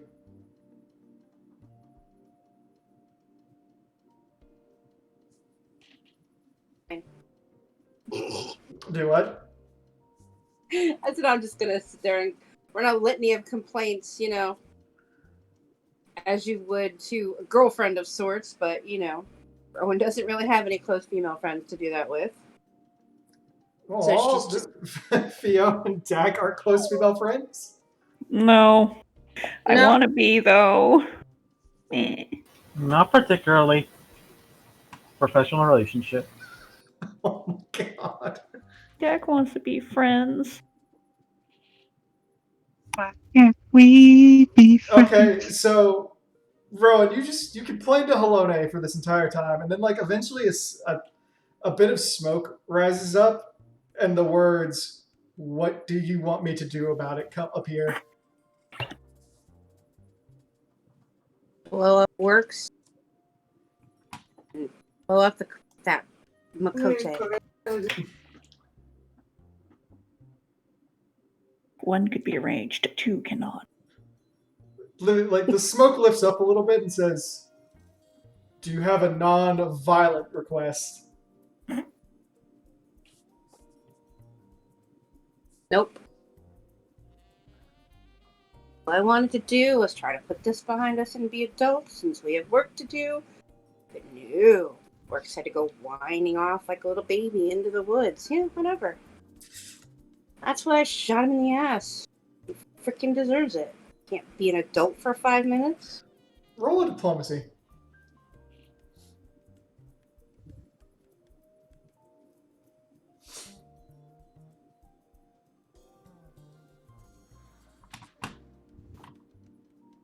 There's a pause, and then a little thing of smoke comes up and says, "Give me 2 minutes." Works. Mm-hmm. Breathe quietly. Yes. It starts to get very cold where you are. And your vision kind of clouds over as you find yourself standing in the middle of a blizzard. The hell? Bahamut? Bahamut's I like, didn't. "Don't look at me." Okay, then what? You told me that you told me those shrooms were good, man. I don't do shrooms.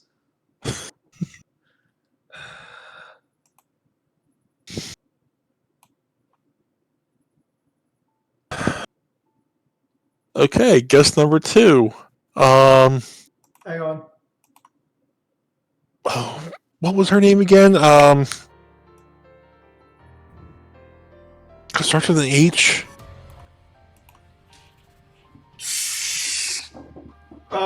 Works. You start seeing spears form around you. Heather? What? No.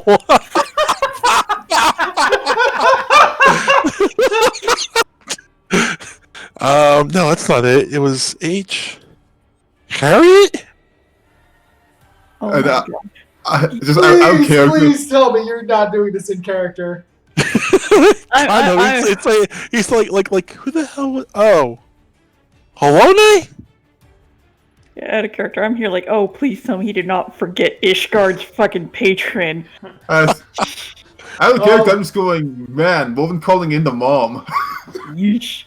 There's a moment, and then you see the Fury standing in front of you. And as her hair kind of like streams out behind her, she looks oddly like Zan. Which is like, okay, I didn't do it, unless it was about saving the world. In which case, I totally did it. Why is someone that I am putting my faith in to carry a spear that I blessed in themselves acting like a coward? Because it works. I mean, coward, I'm out here training so I can fight stuff. I'm not sure if you heard that. Emotional coward. Oh, I didn't hear the emotional part. No, No, she didn't say it was emotional, a slap. but she like slaps you and your face gets real cold. Doesn't hurt, Ow! but it's very cold. And she goes, It's gonna once back up. It's like, you know exactly what I am talking about, Wexen. I expect you not only to be a man on the battlefield, but a man about your emotions. And there is nothing less manly than not talking about them. Oh, really? Look, Look, I serve. Rowan called you to come out here and talk to me? What the? Okay, what? She holds up her fingers. She says, "I serve both of you." Goddamn. And one. Mom, we're fine. Why do I feel like someone's tattled to my mom about me? She holds up a finger and she goes, 1, disappointed in you. 2, disappointed in her. Yes! What do you mean to do about it? She gets angry anytime I say something. Then talk about it like an adult!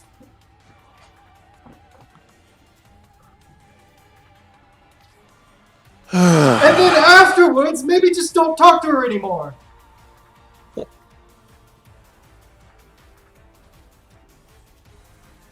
God, have you never had a job? No one will hire me. God damn it! Remember the whole look like a dragon thing in middle of Ishgard? Ring a bell? I suppose so, but I would have at least thought they would have employed to do something like shovel horse shit. Oh, that was even too good for me. Shoveling chocobo shit. Oh, remind me to go have a long talk with Ishgard later. Yeah. She puts a hand on your shoulder and goes, "Look, she is a colleague and a workmate. You don't have to like each other, but you do have to function together."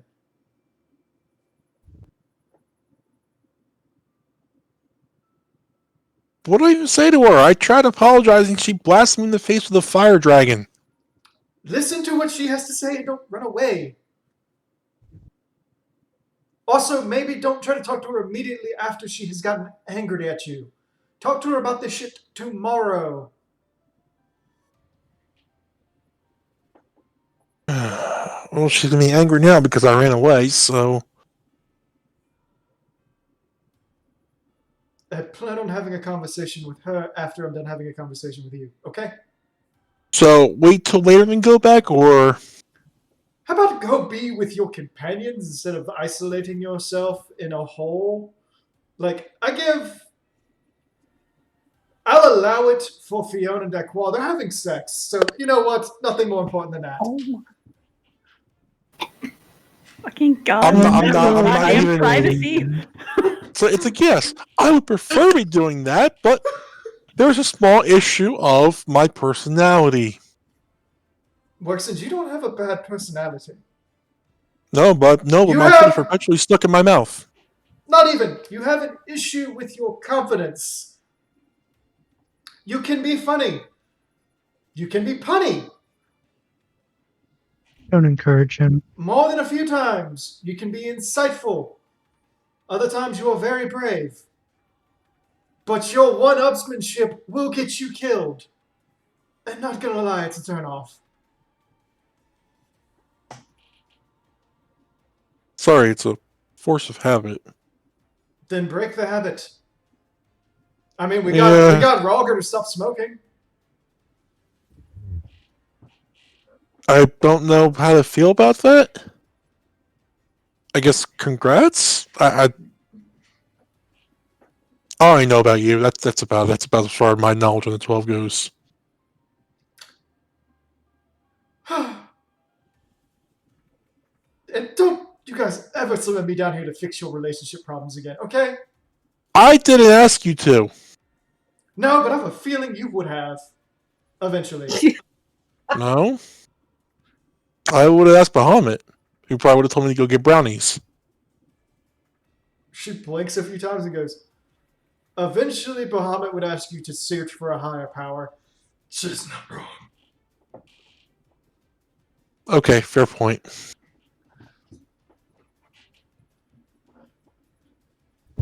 So, my suggestion to you, go back, face it, go get therapy later. And leave me the fuck alone about it, okay? Can do. Oh, by the way, thanks for the spear. It feels awesome. You're welcome. Already working on a new one. Cool. Yes, just gotta find something to toss it onto that'll be a good enough challenge to make it so you can earn it. Bye! Psh. Halone out! Just gone.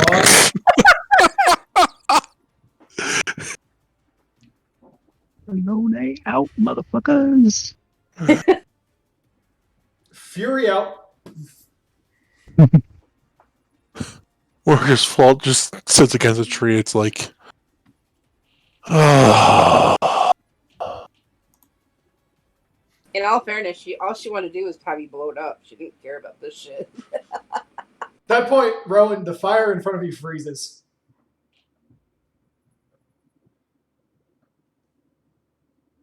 Rowan opens her eye, looks at it, and says, okay. And then Halone steps out of it and goes, okay. One. First off, I help with different issues. I really don't want to be a therapist anymore. Okay? 2, I'll listen to your problems anytime. But, remember, I do have to serve both you and Workson. You both do worship me. Now then. Oh, I'm up. Says, I am not going to kill somebody. I'm not going to kill one of my followers. Didn't say kill him. Just, hurt him. I'm not going to maim one either. We can discuss Camilla later. So,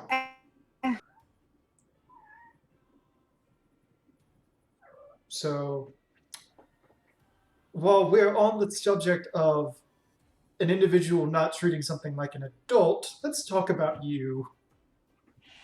I know I've been treating like an adult, which is why I wanted to discuss it with him today.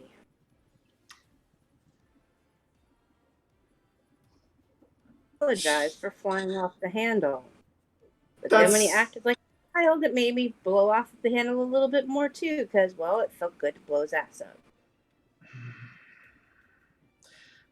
Maybe we should get into a discussion on that and find you both a therapist that's not Kani-sana. Or, me. No, yeah, because who's gonna go for you for therapy? I think she was speaking. I think he was speaking for Halone. Yeah. Oh. Well, it was in a moment of venting. I didn't expect anything really to come of it because I assumed you'd be too busy to deal with the two of us being, and I quote, children. So, did it ever occur to you to maybe apologize first? I didn't feel like apologizing, having this aired out in front of other people who had no other clue what was going on. I would have preferred to have done it in private. If it was just the rest of our group, sure. But seeing how there were a bunch of people there at the Pandemonium, I just wanted to talk to them. I'm not going to say, hey, dude, I'm sorry I blew you up and threw a dragon at you.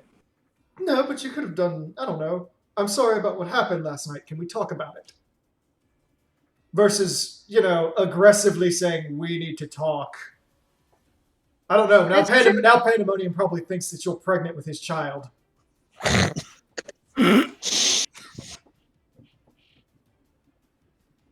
Oh, dear God, I hope not. Huh. No, I'm good.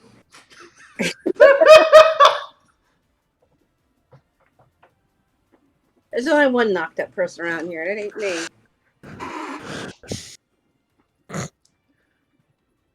There's a pause, and Halone goes, so, anyway, can I trust you to keep your calm the next time he comes around? You can trust me to ensure I try my best. Okay, because it's about the same thing I got out of him. I told him to come around tomorrow after you've cooled down a little bit. Okay. Anyway, I love you. I love him. Don't make me do this again. Or I will provide you with a trial to earn it that will make what happened with Heidelin look like amateur hour.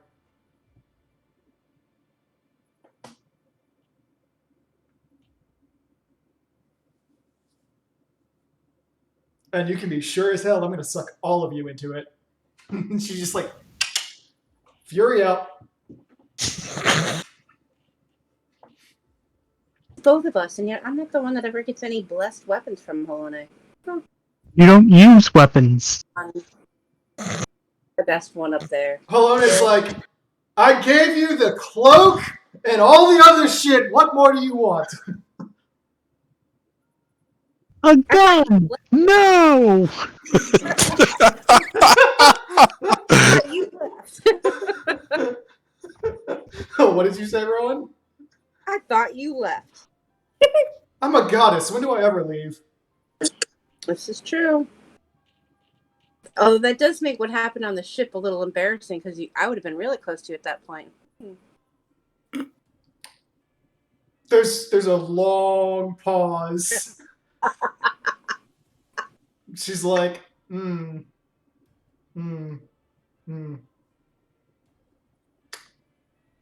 just to be catty, she says, I hope you enjoy those scratch marks. And I'm sure he enjoys his burn marks, but they must have healed by now.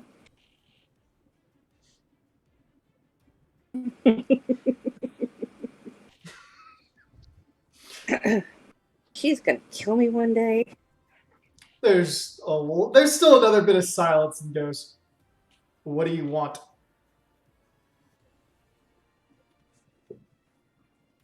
And don't forget, I made him earn it. I'll make you earn yours too.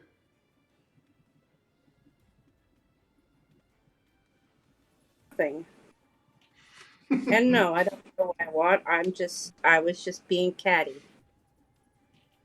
It's like, honey, I'm a goddess. Do you think there's a bitch out there cattier than me? Never.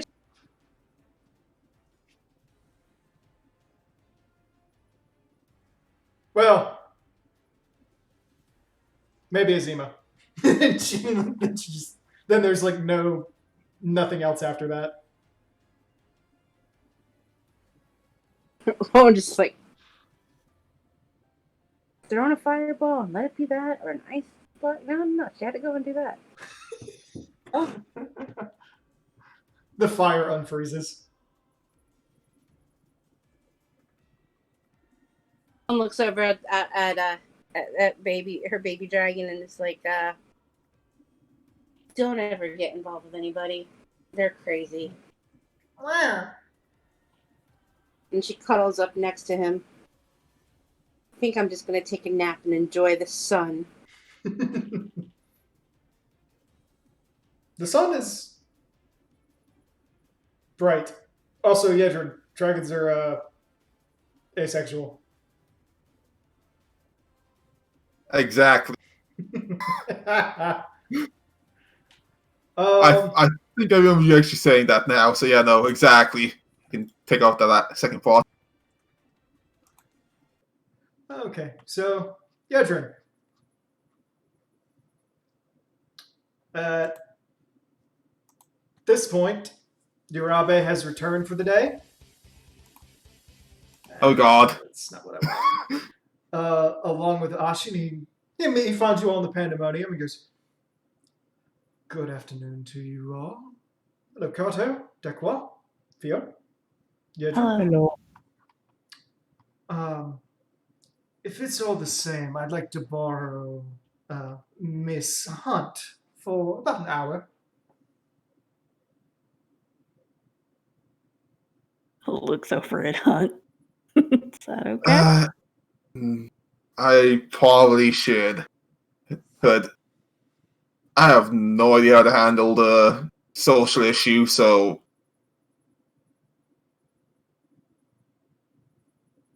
reconvene in an hour if I'm still alive.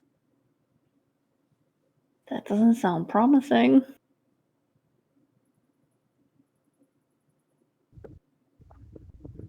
I suppose I.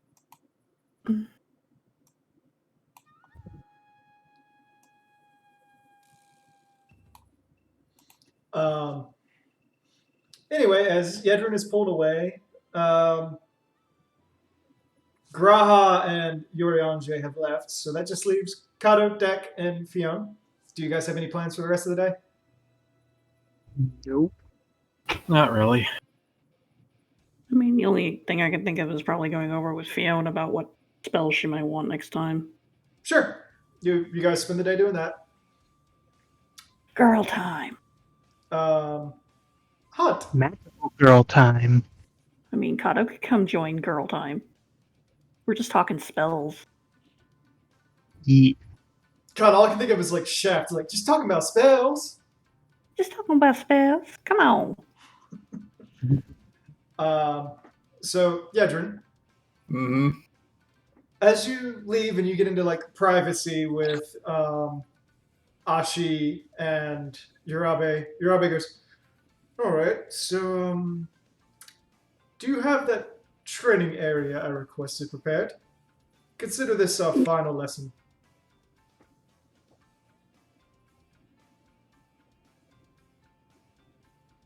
Um,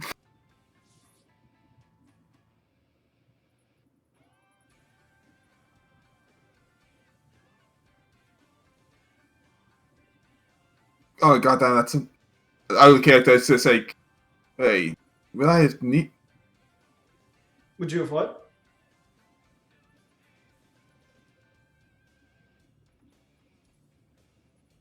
Hello, Yedrin? Sorry, I'm just trying to think.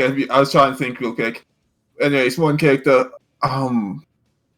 Yes, I have access to such a place.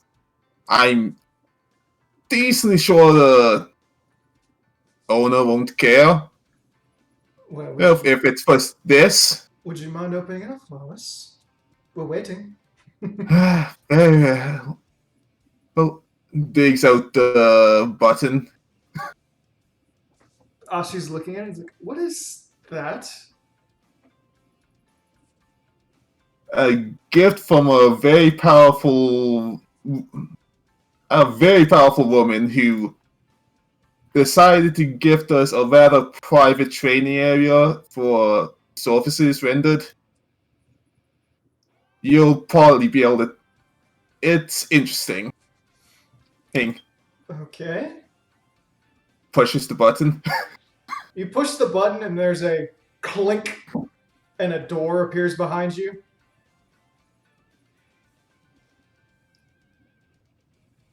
Oh. Okay. That's a thing. As far as I know, on the other side of it is gonna be a nice little arena that is heavily warded, and I'm pretty sure at this point a bit dimensionally displaced. The only one who's probably gonna notice this in there is the owner, and I'm not sure how much he's gonna care. Jirabe just smiles a little bit. Don't worry about it, dear Ashi. Everything will be fine. Yejin, would you open the door for us? Very well.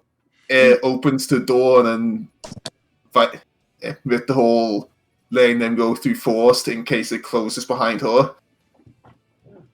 You all, the three of you walk inside, and you're inside the training room aboard the Absolute. Urabe looks around, kind of like, huh, interesting, cool. Ashi's like, what the fuck is this?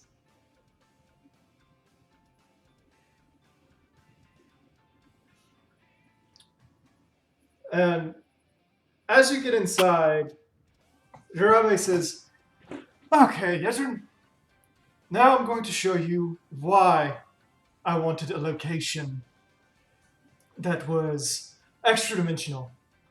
Also for you as well, Ashi. At which point he rolls up his sleeve, and there's this huge, like, sleeve tattoo going from the elbow all the way down to his wrist that he normally has covered. And, well, we're not going to be doing any training today. I have a final gift for you two.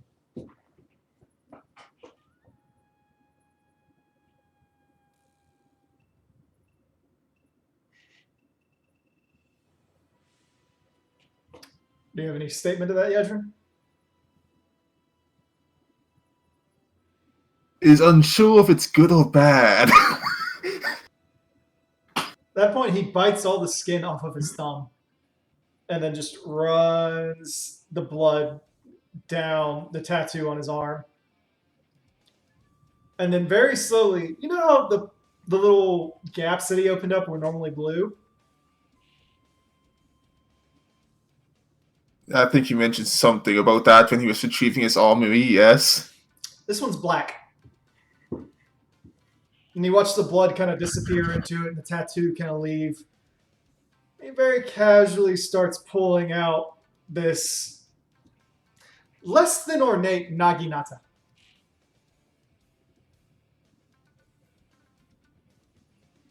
Then, as he draws it, he goes, Dedrin,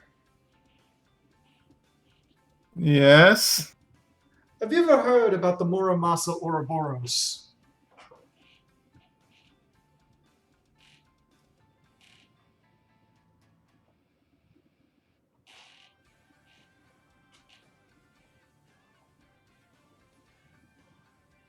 Should I roll something off? Because Sure, if you want to roll a knowledge local.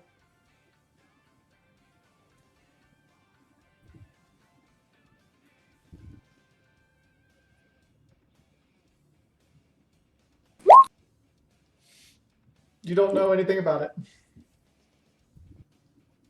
not at all, and I'm not sure if that's because my learning is really subpar or because this is a really big deal. He goes, it's actually a secret. I'm sure by now that you know well of the blacksmith Muramasa and his various cursed blades, yes? The courses of Muramasa are rather well known, yes. Do you know why he made his blades the way he did?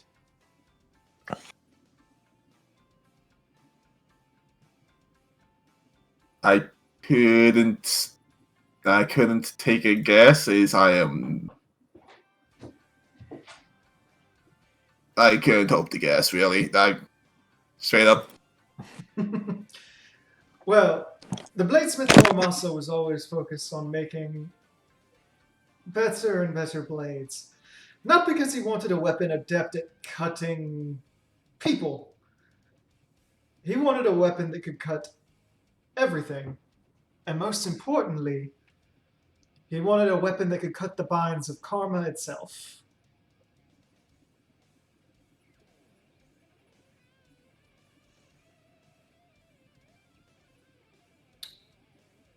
And you've seen what his other weapons can do already, yes?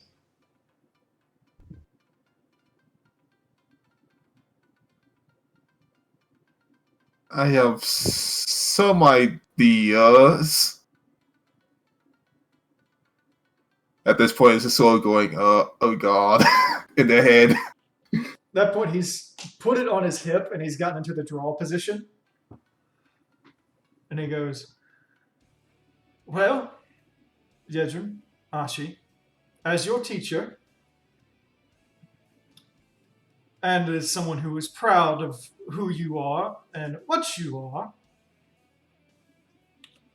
I present my final gift to you.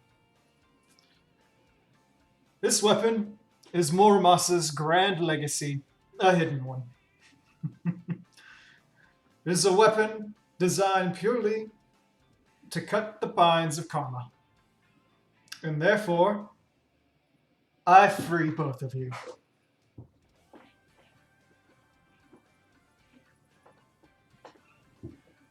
The weapon draws, and for a moment, Yedrin, after the slash comes by, you see the entire room kind of split in half in your vision. Everything's sort of like crumbling and twisting around you. You don't hurt, but as the world spins about you, you feel a weight lift off your shoulders. You come back around, and you're sitting there, and Urabe walks by and gently pats you, and then walks out of the room.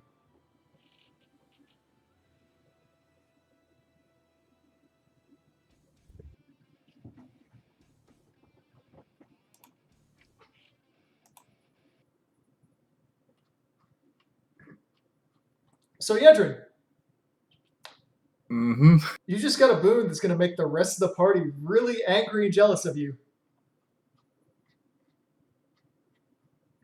Try me. You maintain your blessing of light, but your connection to Heidelin is broken.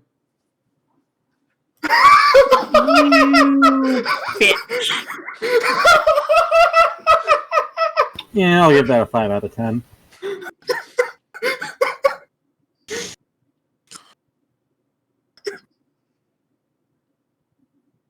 Yedrin going like, I'm free!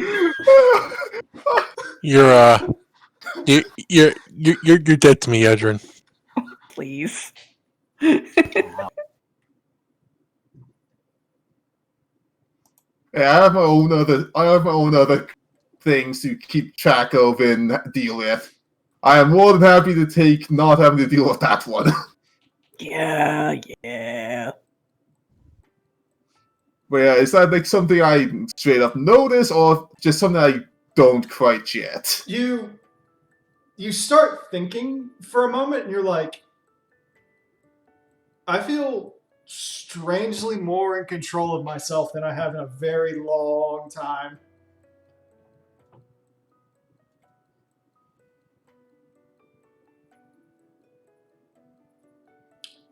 And you start to think, and you know sort of in your head what it feels like to be contacted by Heidelin and like the normal weight that comes with that, and you're like, that's gone.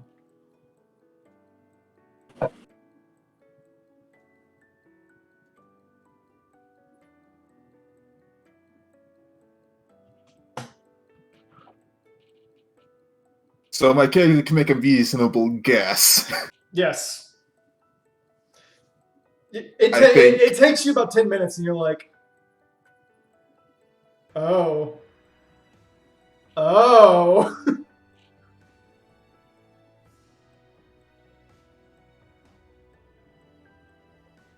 Think our character a bit more out loud.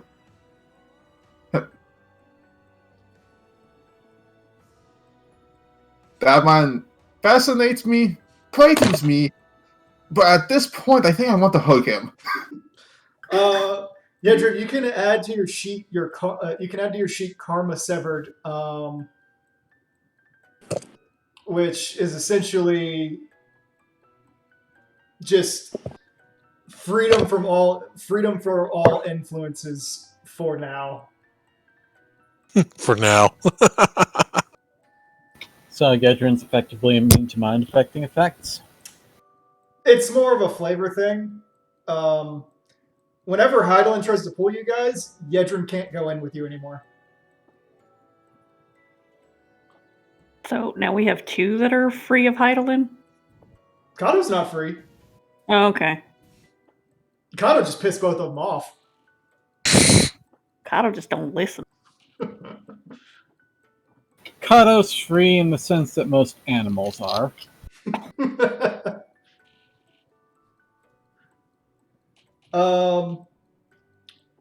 Yedrin, however, cannot be tempered. Still. It's always good.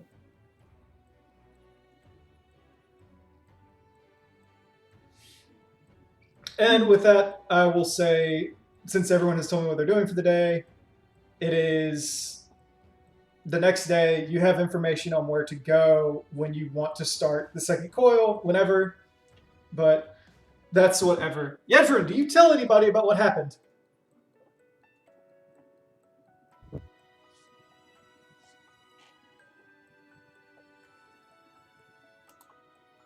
Sounds like a no to me. I'm not sure if I should or not. Like, that's like one of those things where that's like saying it out loud sounds like a bad idea for some reason.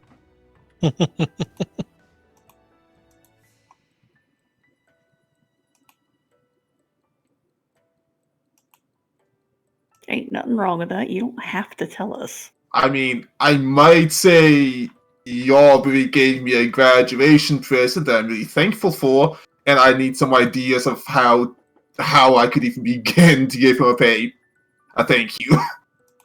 That might come up.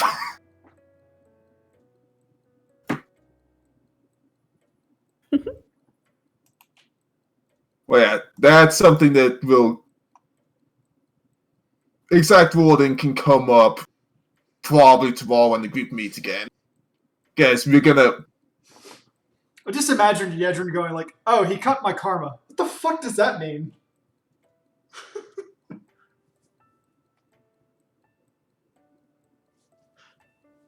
But anyway, so yes, it is the next day. Who's doing what?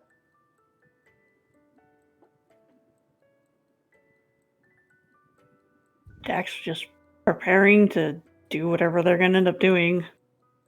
Packing herself lunch, making her spells are okay. Fion's casting visualization of the mind. Okay. Kato, did you have a slumber party with those two?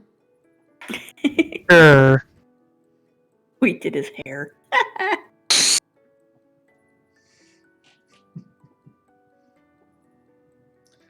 Braids are hard, yo. They are. They are very hard.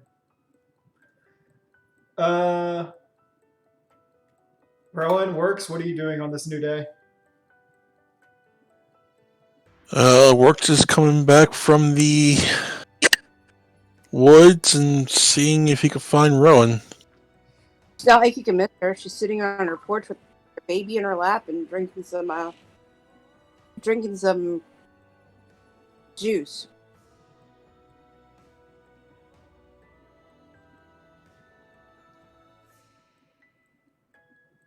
Looks up and so you wanted to talk to me? Bitched out by Helene. Wait, what? You cut out there for like the first half. She said she got bitched out by Helene. Yeah.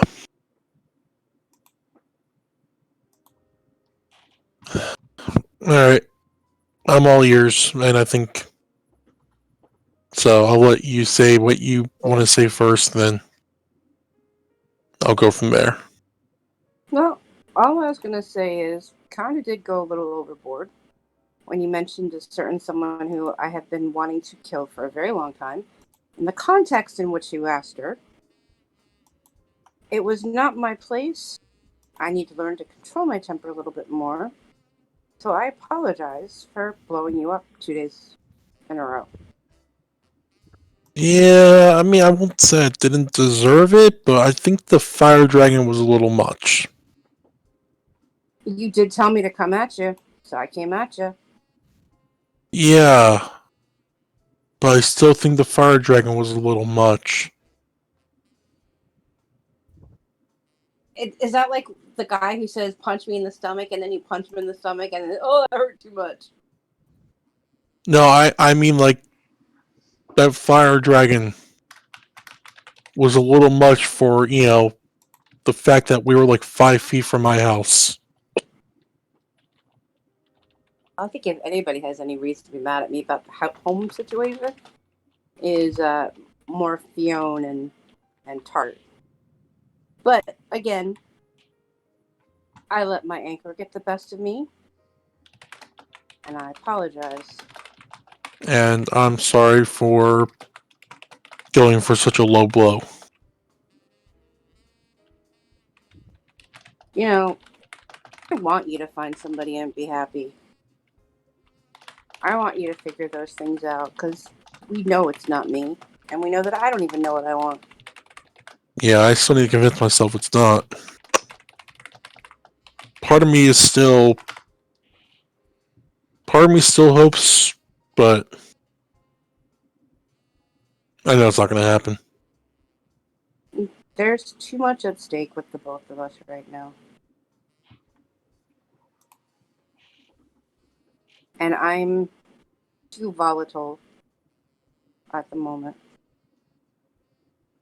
And I have my own problems. Which everyone tells me to work past, but no one really tells me how. Yeah, that's the thing. Everybody gives great advice, but they never really give, oh, hey, this is step 1, this is step 2. Well, I think. Figure it Well, out. well, I'm gonna after. So I think we're going back into Allegan bullshit really soon. So I think after that, I might find professional help. There's a lot going on up in my head, and I need help sorting it out. I think I should probably find someone other than my god to have girls talk with, because, you know. Yeah, that was the equivalent of like tattling to my mother. What do you mean? What are you talking about? Tattling to your mother? The one that came out there and smacked me yesterday. Oh, she did. I mean, not hard, but it was more of a verbal smack than anything. Oh, like I said, if it makes you feel any better, so I got the same thing. Well, the whole reason I ran away yesterday was, just I didn't know what to say, and you kind of did come at me pretty strong.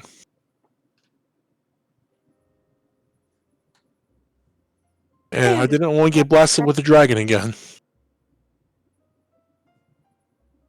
Yeah, I figured the missiles would have been enough. Yeah, you got one in each cheek. Good. At least it wasn't one in each knee.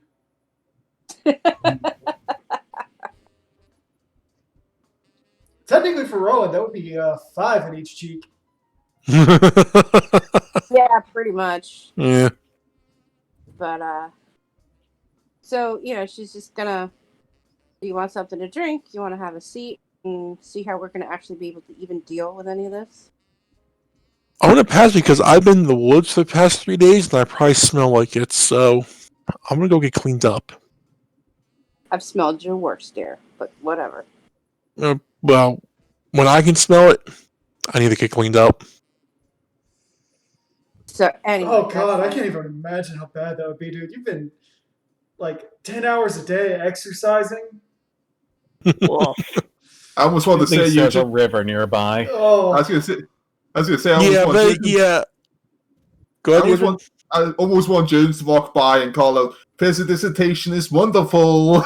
oh my god, yeah, no, dude, go get yourself a cloak. One that has prestidigitation built in. Fucking amazing. Mine also has mage hand.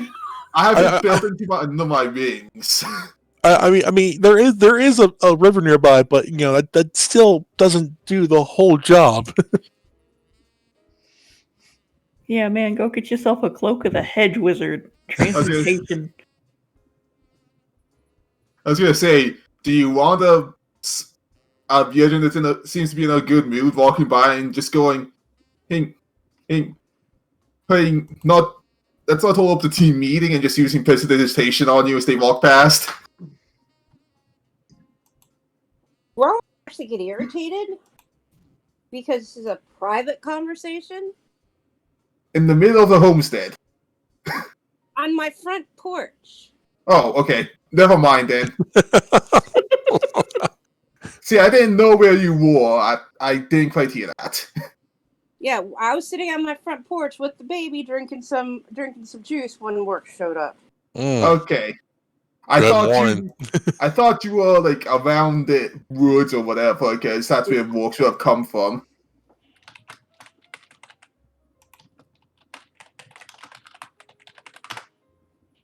Rowan's like the southern mom just sitting out there in the morning drinking lemonade in a rocking chair. Yeah, no. Widow land. Yeah, never mind all that. You guys continue. Sorry.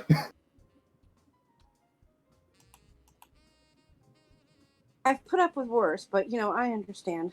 Besides, the moment I came back, I was from Ishgard. All I smelled like was smoke and gunpowder, so I sat in the tub for a while. But you go and enjoy. Yeah. I'm not making any promises. This isn't going to be a change overnight thing because this is me. But I will try my best to try to control it a little bit more.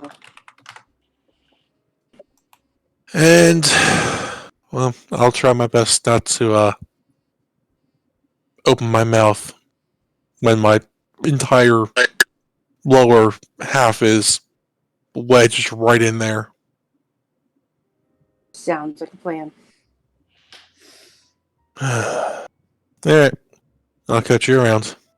Heard that we're going to be having some more bullshit going on, so. Yeah. Joy. There's a ring in Rowan's ear at that point. Marlon's going to say hello. Hey, Rowan, I just realized I'm super sorry that I missed you. I did leave that mimosa at the bar. Did you get it? Nope. Yeah. Oh well. Also, anybody else that's listening, Alize and I are doing fine. Reined her in. So, see you when we see you. Bye. Bye. Just gonna say, pops over the link shell. Thank you for looking after her. See you sometime soon, probably. Was that a link show to everybody or just to me? It was to everybody, but you were the first. But he was specifically addressing you. Oh, okay. Yeah, and he just addressed everyone with the looking after Alice part. I replied to that part.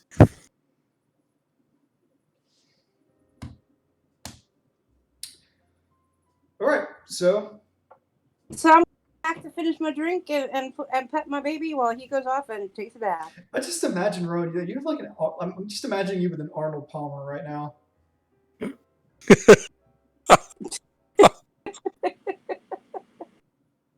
Just half lemonade, half sweet tea, sitting on your porch. You've probably got like a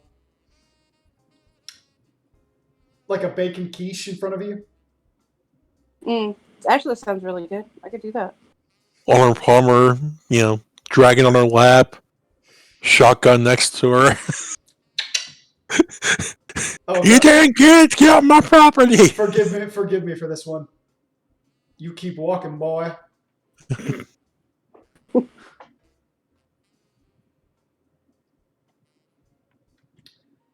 All right. So, does anybody else have anything, or do you want to start making your way to Volgord? Well, I was thinking like one last meeting in the Pandemonium for some food and drinks, and maybe a last minute discussion. Everyone else okay with that? Yeah. Fine. Call them and summon them away, Yidrin. Avengers assemble! Yeah, I guess it's a few minutes after Ark's thing, just a ping on Link Shell of, if everyone's okay with it, I think we should go over everything one last time before we leave. I don't think we'll have any change in what we're gonna do. Just maybe we'll have a nice breakfast with some drinks before we head out. Because last time we sat down for snacks before it went really well. We are no team talk this time, like actual team talk or whatever. It's just a nice breakfast together before we go back into hell. Sorry, I just hit my stitches and they hurt, so give me a minute. Oh no! They're getting itchy and I made the mistake of itching and it hurts. Ooh. Okay, I'm okay now. Okay.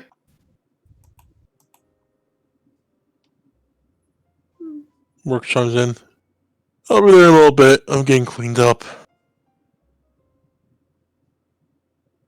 Okay, I'll see everyone there. Like I said, no team talk. It's just a nice breakfast, maybe some last minute making sure we have everything we need and want, and travel plan, probably.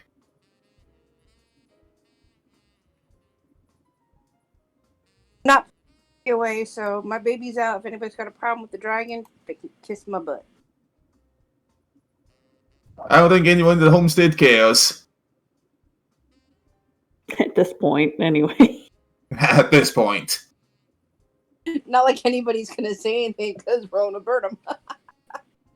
So they get kicked out too. Anyway, yeah, Dak will go to Pandemonium, have ourselves something nice to eat. Might be last time in a while we're here. You say the agent's probably going to be there as well, grabbing one last nice, good breakfast and like a nice tea or something.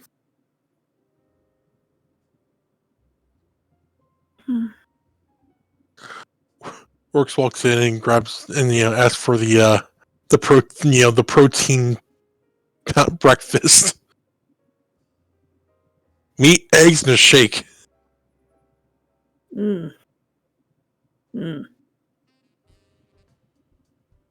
Some toast. Anyway.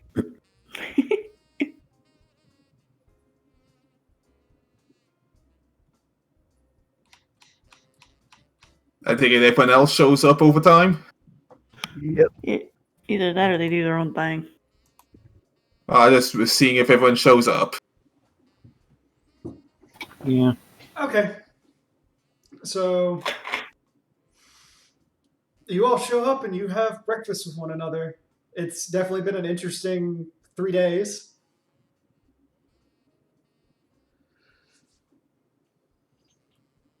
And So what's the plan? Or do we even have a plan? well, one, we're going to Felgold Float, so does anyone, do people have any crystals nearby, or are we gonna have to jump over to Gridania and then take like a carriage? I've never been there. It's not that far from Gridania. Okay. So I mean more of the plan of when we actually get in to our whatever our next fun excursion. In all honesty, go ahead, Todd. No, I was just gonna say it's like, well, at least we had some scouts doing some work. Well, I More don't than think. we usually have. Yeah, although I don't think they went deep in it at all. But sadly, this isn't any different from most of the other jobs. It's going to be a lot of by the seat of our pants. At least now we know somewhat the constructs they seem to favor these things.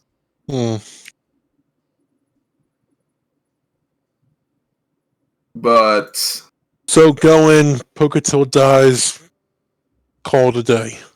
Careful with Nothing quite so simple.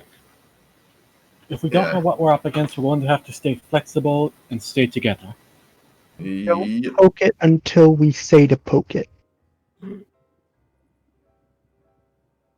But yeah, it's gonna be basically figuring out how to deal with things on a case-by-case basis. But yeah, flexible but together, because I think the biggest problem, unless it's forced on us, again, is getting split up into easy to pick off groups.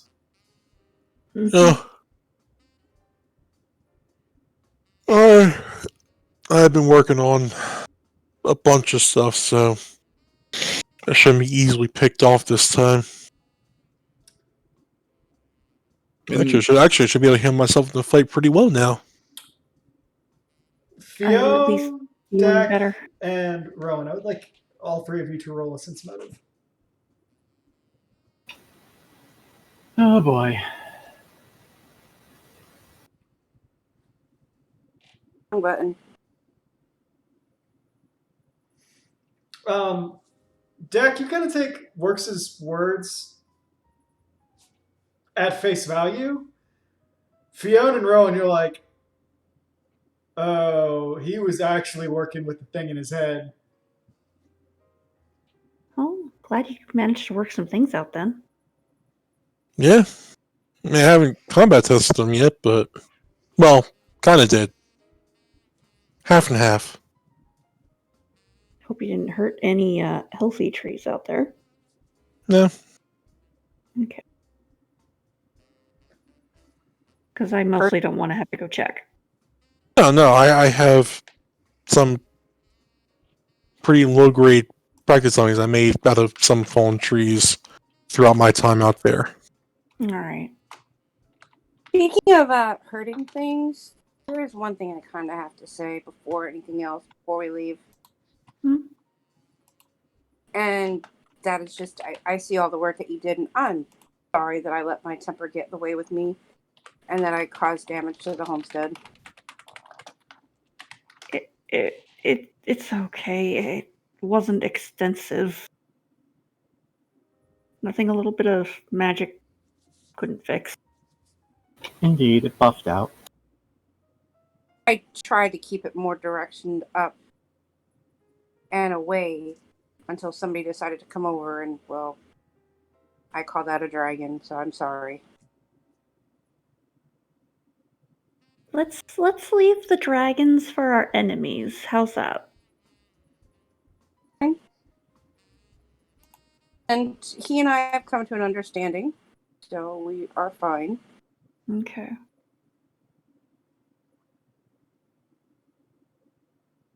I'm glad to hear that. Honestly, I am glad to hear that. It would seem we're also in need of therapy. That'll be interesting. Just chuckles.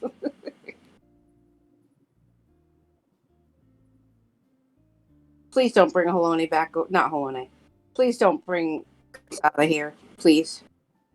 I was gonna say, considering last time, we probably are gonna have to find someone besides Karne for at least some members of the party.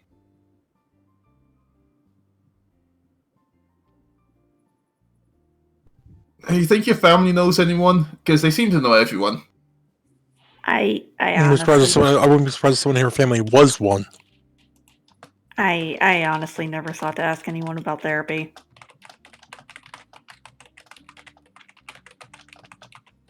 Just wasn't something I ever thought of until someone brought it up. If you could ask around if they know anyone, I'd greatly appreciate it.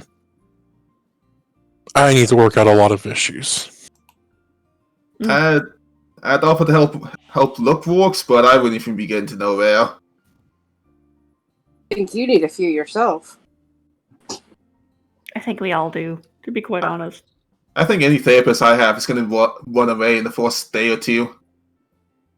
Unless there's someone that's a little bit knowledgeable about magic bullshit. While you guys are talking about magic shit, Fionn, would you roll a perception with me because you have your detect magic eyes? Can do 30. Okay, with your 30, you look around. The first thing you note is, well, everyone's kind of got that aura around them from their magic items. Works has changed, and now he's like, it looks like he's wearing a Bahamut cow in his aura, and like little tiny wings are starting to come out of his back. And it swirls a bit so that you can actually see some of that dreadworm aether focused around his hands, and particularly around his legs.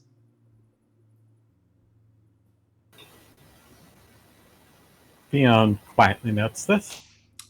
Secondly, you look over at Yedrin, and you've looked at Yedrin's before. Yedrin's is now like a fourth the size that it was. And it's a deeper blue now, almost like water swirling around her. Oh, interesting. Whereas you look at everybody else and you're like, there's a light around them that's not around Yedrin.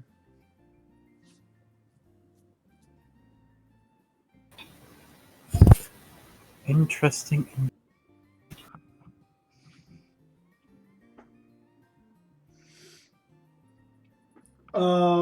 Yedrin, with your weapon, they sent Jesus out to give the one that they made for Lancelot out. Yours and Vigdis's are much bigger, so they're taking longer. But they should be ready with yours by like probably the next 2 days. So probably sometime after the coil. Okay. Yeah. I'm not in a huge rush for it, I just wanted to make sure. Okie dokie. Anyways, one character. So, some officers had good training. Everyone, since you actually got paid in the recently, and thank you again for selling the blueprint start. But everyone made sure to pick up any last minute items they need, like wands, equipment, potions, whatever. I was so focused on trying to relax, I actually didn't think of that. Huh. Well, if you're going through Gridania anyways, we can do a quick walkthrough of the market if you want. I'll be fine. I have my cure light wounds wand. I've got magic. I'm fine. I got most everything I wanted off the smiths. This just sort of shows off that how the armor probably seems to like draw shadows to them slightly because I stuck the shadow enchantment on there, and their scales seem a bit shinier. Oh. Because one of my upgrades is my amulet of natural armor. Oh, nice.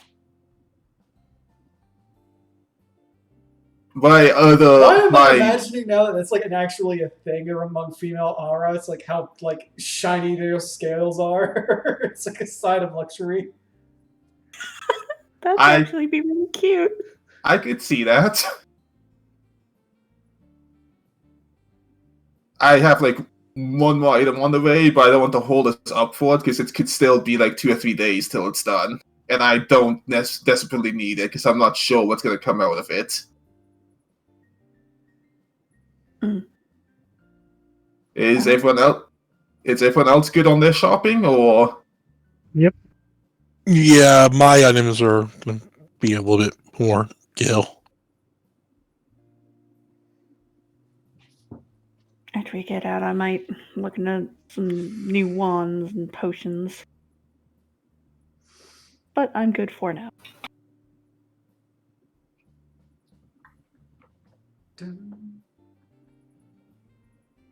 Okay then, so we're all gone to shopping. We're finishing up a nice breakfast, and we have a travel plan. And how close is the Fargo floats to Gridania? Like, should we rent a cart, or is this like easy walk? It's not too much further from Gridania than Bent Branch Meadow is, so if we want to, we could probably take a cart, but it's like a day. Exactly. It's like a day's walk. A cart might be good. It's about a day's walk. Okay, then yeah, probably a cart and individual boards. Up to everyone on that. Any votes there? I'm fine with the cart. I was gonna say cart's usually cheaper. I don't think we're in a huge speed rush. We just want to get there to sometime today, yes? Yeah. Okay.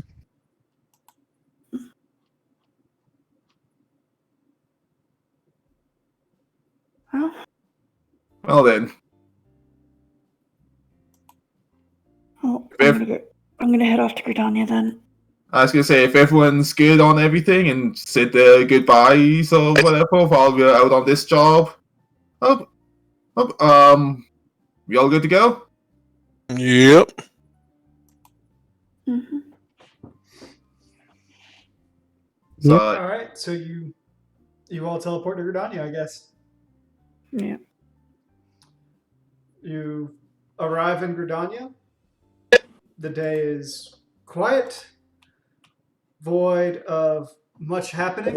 It seems that the people of Gridania are still sort of reeling from everything that happened over the last couple weeks. Little stressed out, understandably. So, I take it you're heading to your usual Chocobo cart rental? Yeah. We like this person. We're going to keep using them. All right, so you all walk up and you suddenly hear the drawl come in. Well, howdy, little ladies, and my two very tall gentlemen. It's a pleasure to see y'all again. Where's the little one? I missed that sucker. She's right here. Well, you had quite the growth spurt in just a year, Missy.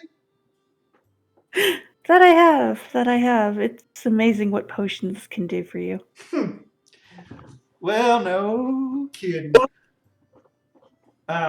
Miss Alice Take care. Swall and Miss Darksbane looking lovely as ever. Out of curiosity, I have a question. What's up? Yeah. Where's Adol? Yeah, where's the doll? He's with you guys. Yeah. Okay. Sorry, I'm. Dak woke him up out of the sex coma. 2-day sex coma? I don't think so. He didn't get up and join you for the bar conversation. Yeah.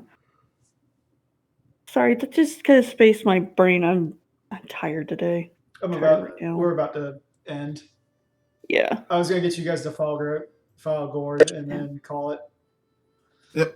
Well, we need a cart to head out to Fulgord, if that can be arranged.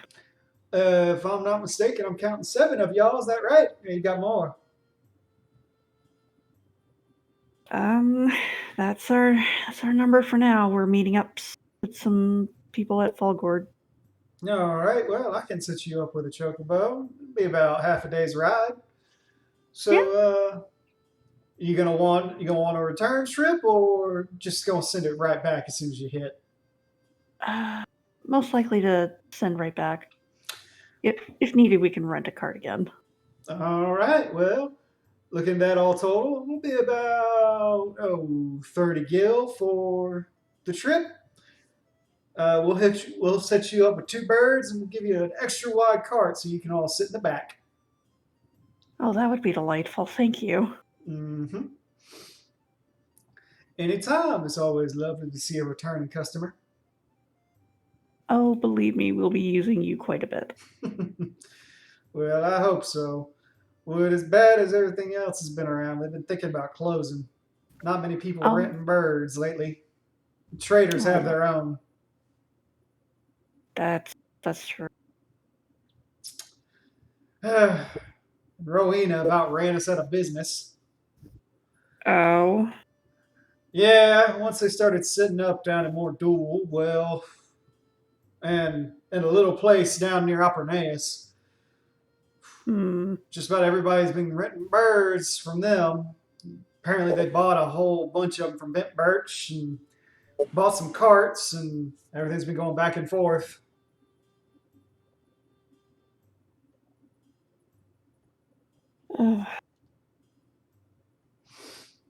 Well, nothing we can really do about that. Business is business, unfortunately. Sadly. Well, anyway, your bird is about ready. Come back and see us again. We always love doing business. Mm-hmm. And he holds out his hand. She actually passes him 50. Oh, well, thank you, little partner. Pockets it. Yep. Just an extra bit, just as a thank you. He just smiles a little bit. Clarence! Clarence! Hook him up with the comet! Oh no. Oh no. No, there's no red birds. Oh no, they are. He very much does hook you up with 2 red chocobos. Oh no. Can we take them to the dungeon with us? They just solo Bahamut. Yeah, no, we just let them go ahead of us.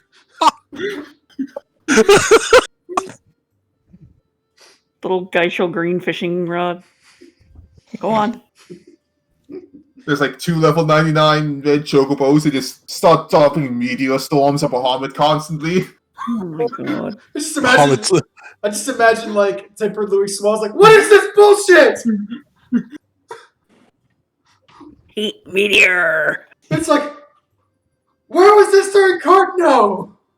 Yeah, where were they during Cardinal? Bahamut's like, you have sent birds to my door? Oh no! Considering the place we find them, I'm willing to think they might be native to and around Damascus. They are. Yeah. They're very specifically stated to be purebred, inbred birds from Damascus. Yep. So they're probably really rare, so they wouldn't have been at Cardinal. Would have won it. You send birds to fight me. Oh, error. Oh shit. That's how we get rid of Omega. Just birds. Anyway, as you're setting up, you do look at the birds. Like they're about the size of Eorzean birds. They are red in coloration, and he explains to you, yeah, these guys have been eating a very special diet for a long time, and it changed their plumage. They're stronger and faster than your typical breeds. We've been hearing stuff about some very rare breeds lately. Something about white chocobos, a gold chocobo, and a black chocobo. Can't ever get them, though. I hear the black ones fly.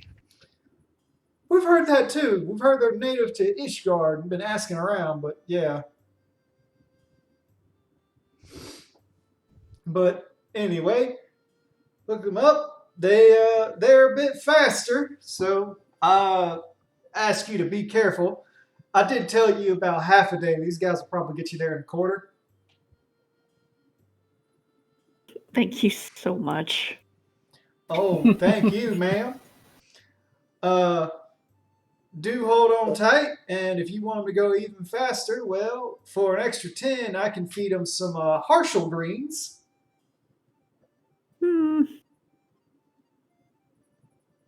I think we're probably going to be good on time, Todd, so... Yes, we'll be fine. All right, suit yourselves. Yeah! And he sends the birds on their way. Couldn't we have been in that cart? Yeah, no, we get in first, of course. I was imagining that Dak was like holding the reins and everybody was like Yeah. getting in while he was explaining everything. Yeah. No, you gotta run. You gotta catch up. Come on. Move it. This is training. Report. And I'll pull you forward. Come on, Kato. Aerobics. You Run. teleport into the cart. You teleport into the cart. All I can picture, actually, is we, like, toss a rope to Carlo and he just, like, surfboards on his, like, shield after the car. No shield surfing. He is not Legolas. He's not Link. He's not coordinated. And But- in the eternal words of Kato, he's not nearly enough of a twink to do that. Yeah, I mean, you're not wrong. I think there'd be some balance issues. So Rose are kind of top heavy. So with that, you all depart on your way to Fallgord Float. Arriving there, what time would you all say you left? We left in the morning. Oh, you're the Right. boss. Well, I'm asking, when did you leave the homestead? Well, Yeah, we left soon after our breakfast, so probably rather early. Okay, Yeah. you arrive like just before lunch. Yay! And with that, we will end session 100 and something. 106, I think. For those of you watching, we appreciate Yoshi you. P. We love you. Not see you, Yoshi. We'll see you next time. Yoshi P, I love- please stop stealing my ideas, or at least give me some fucking credit. I love you, future party members.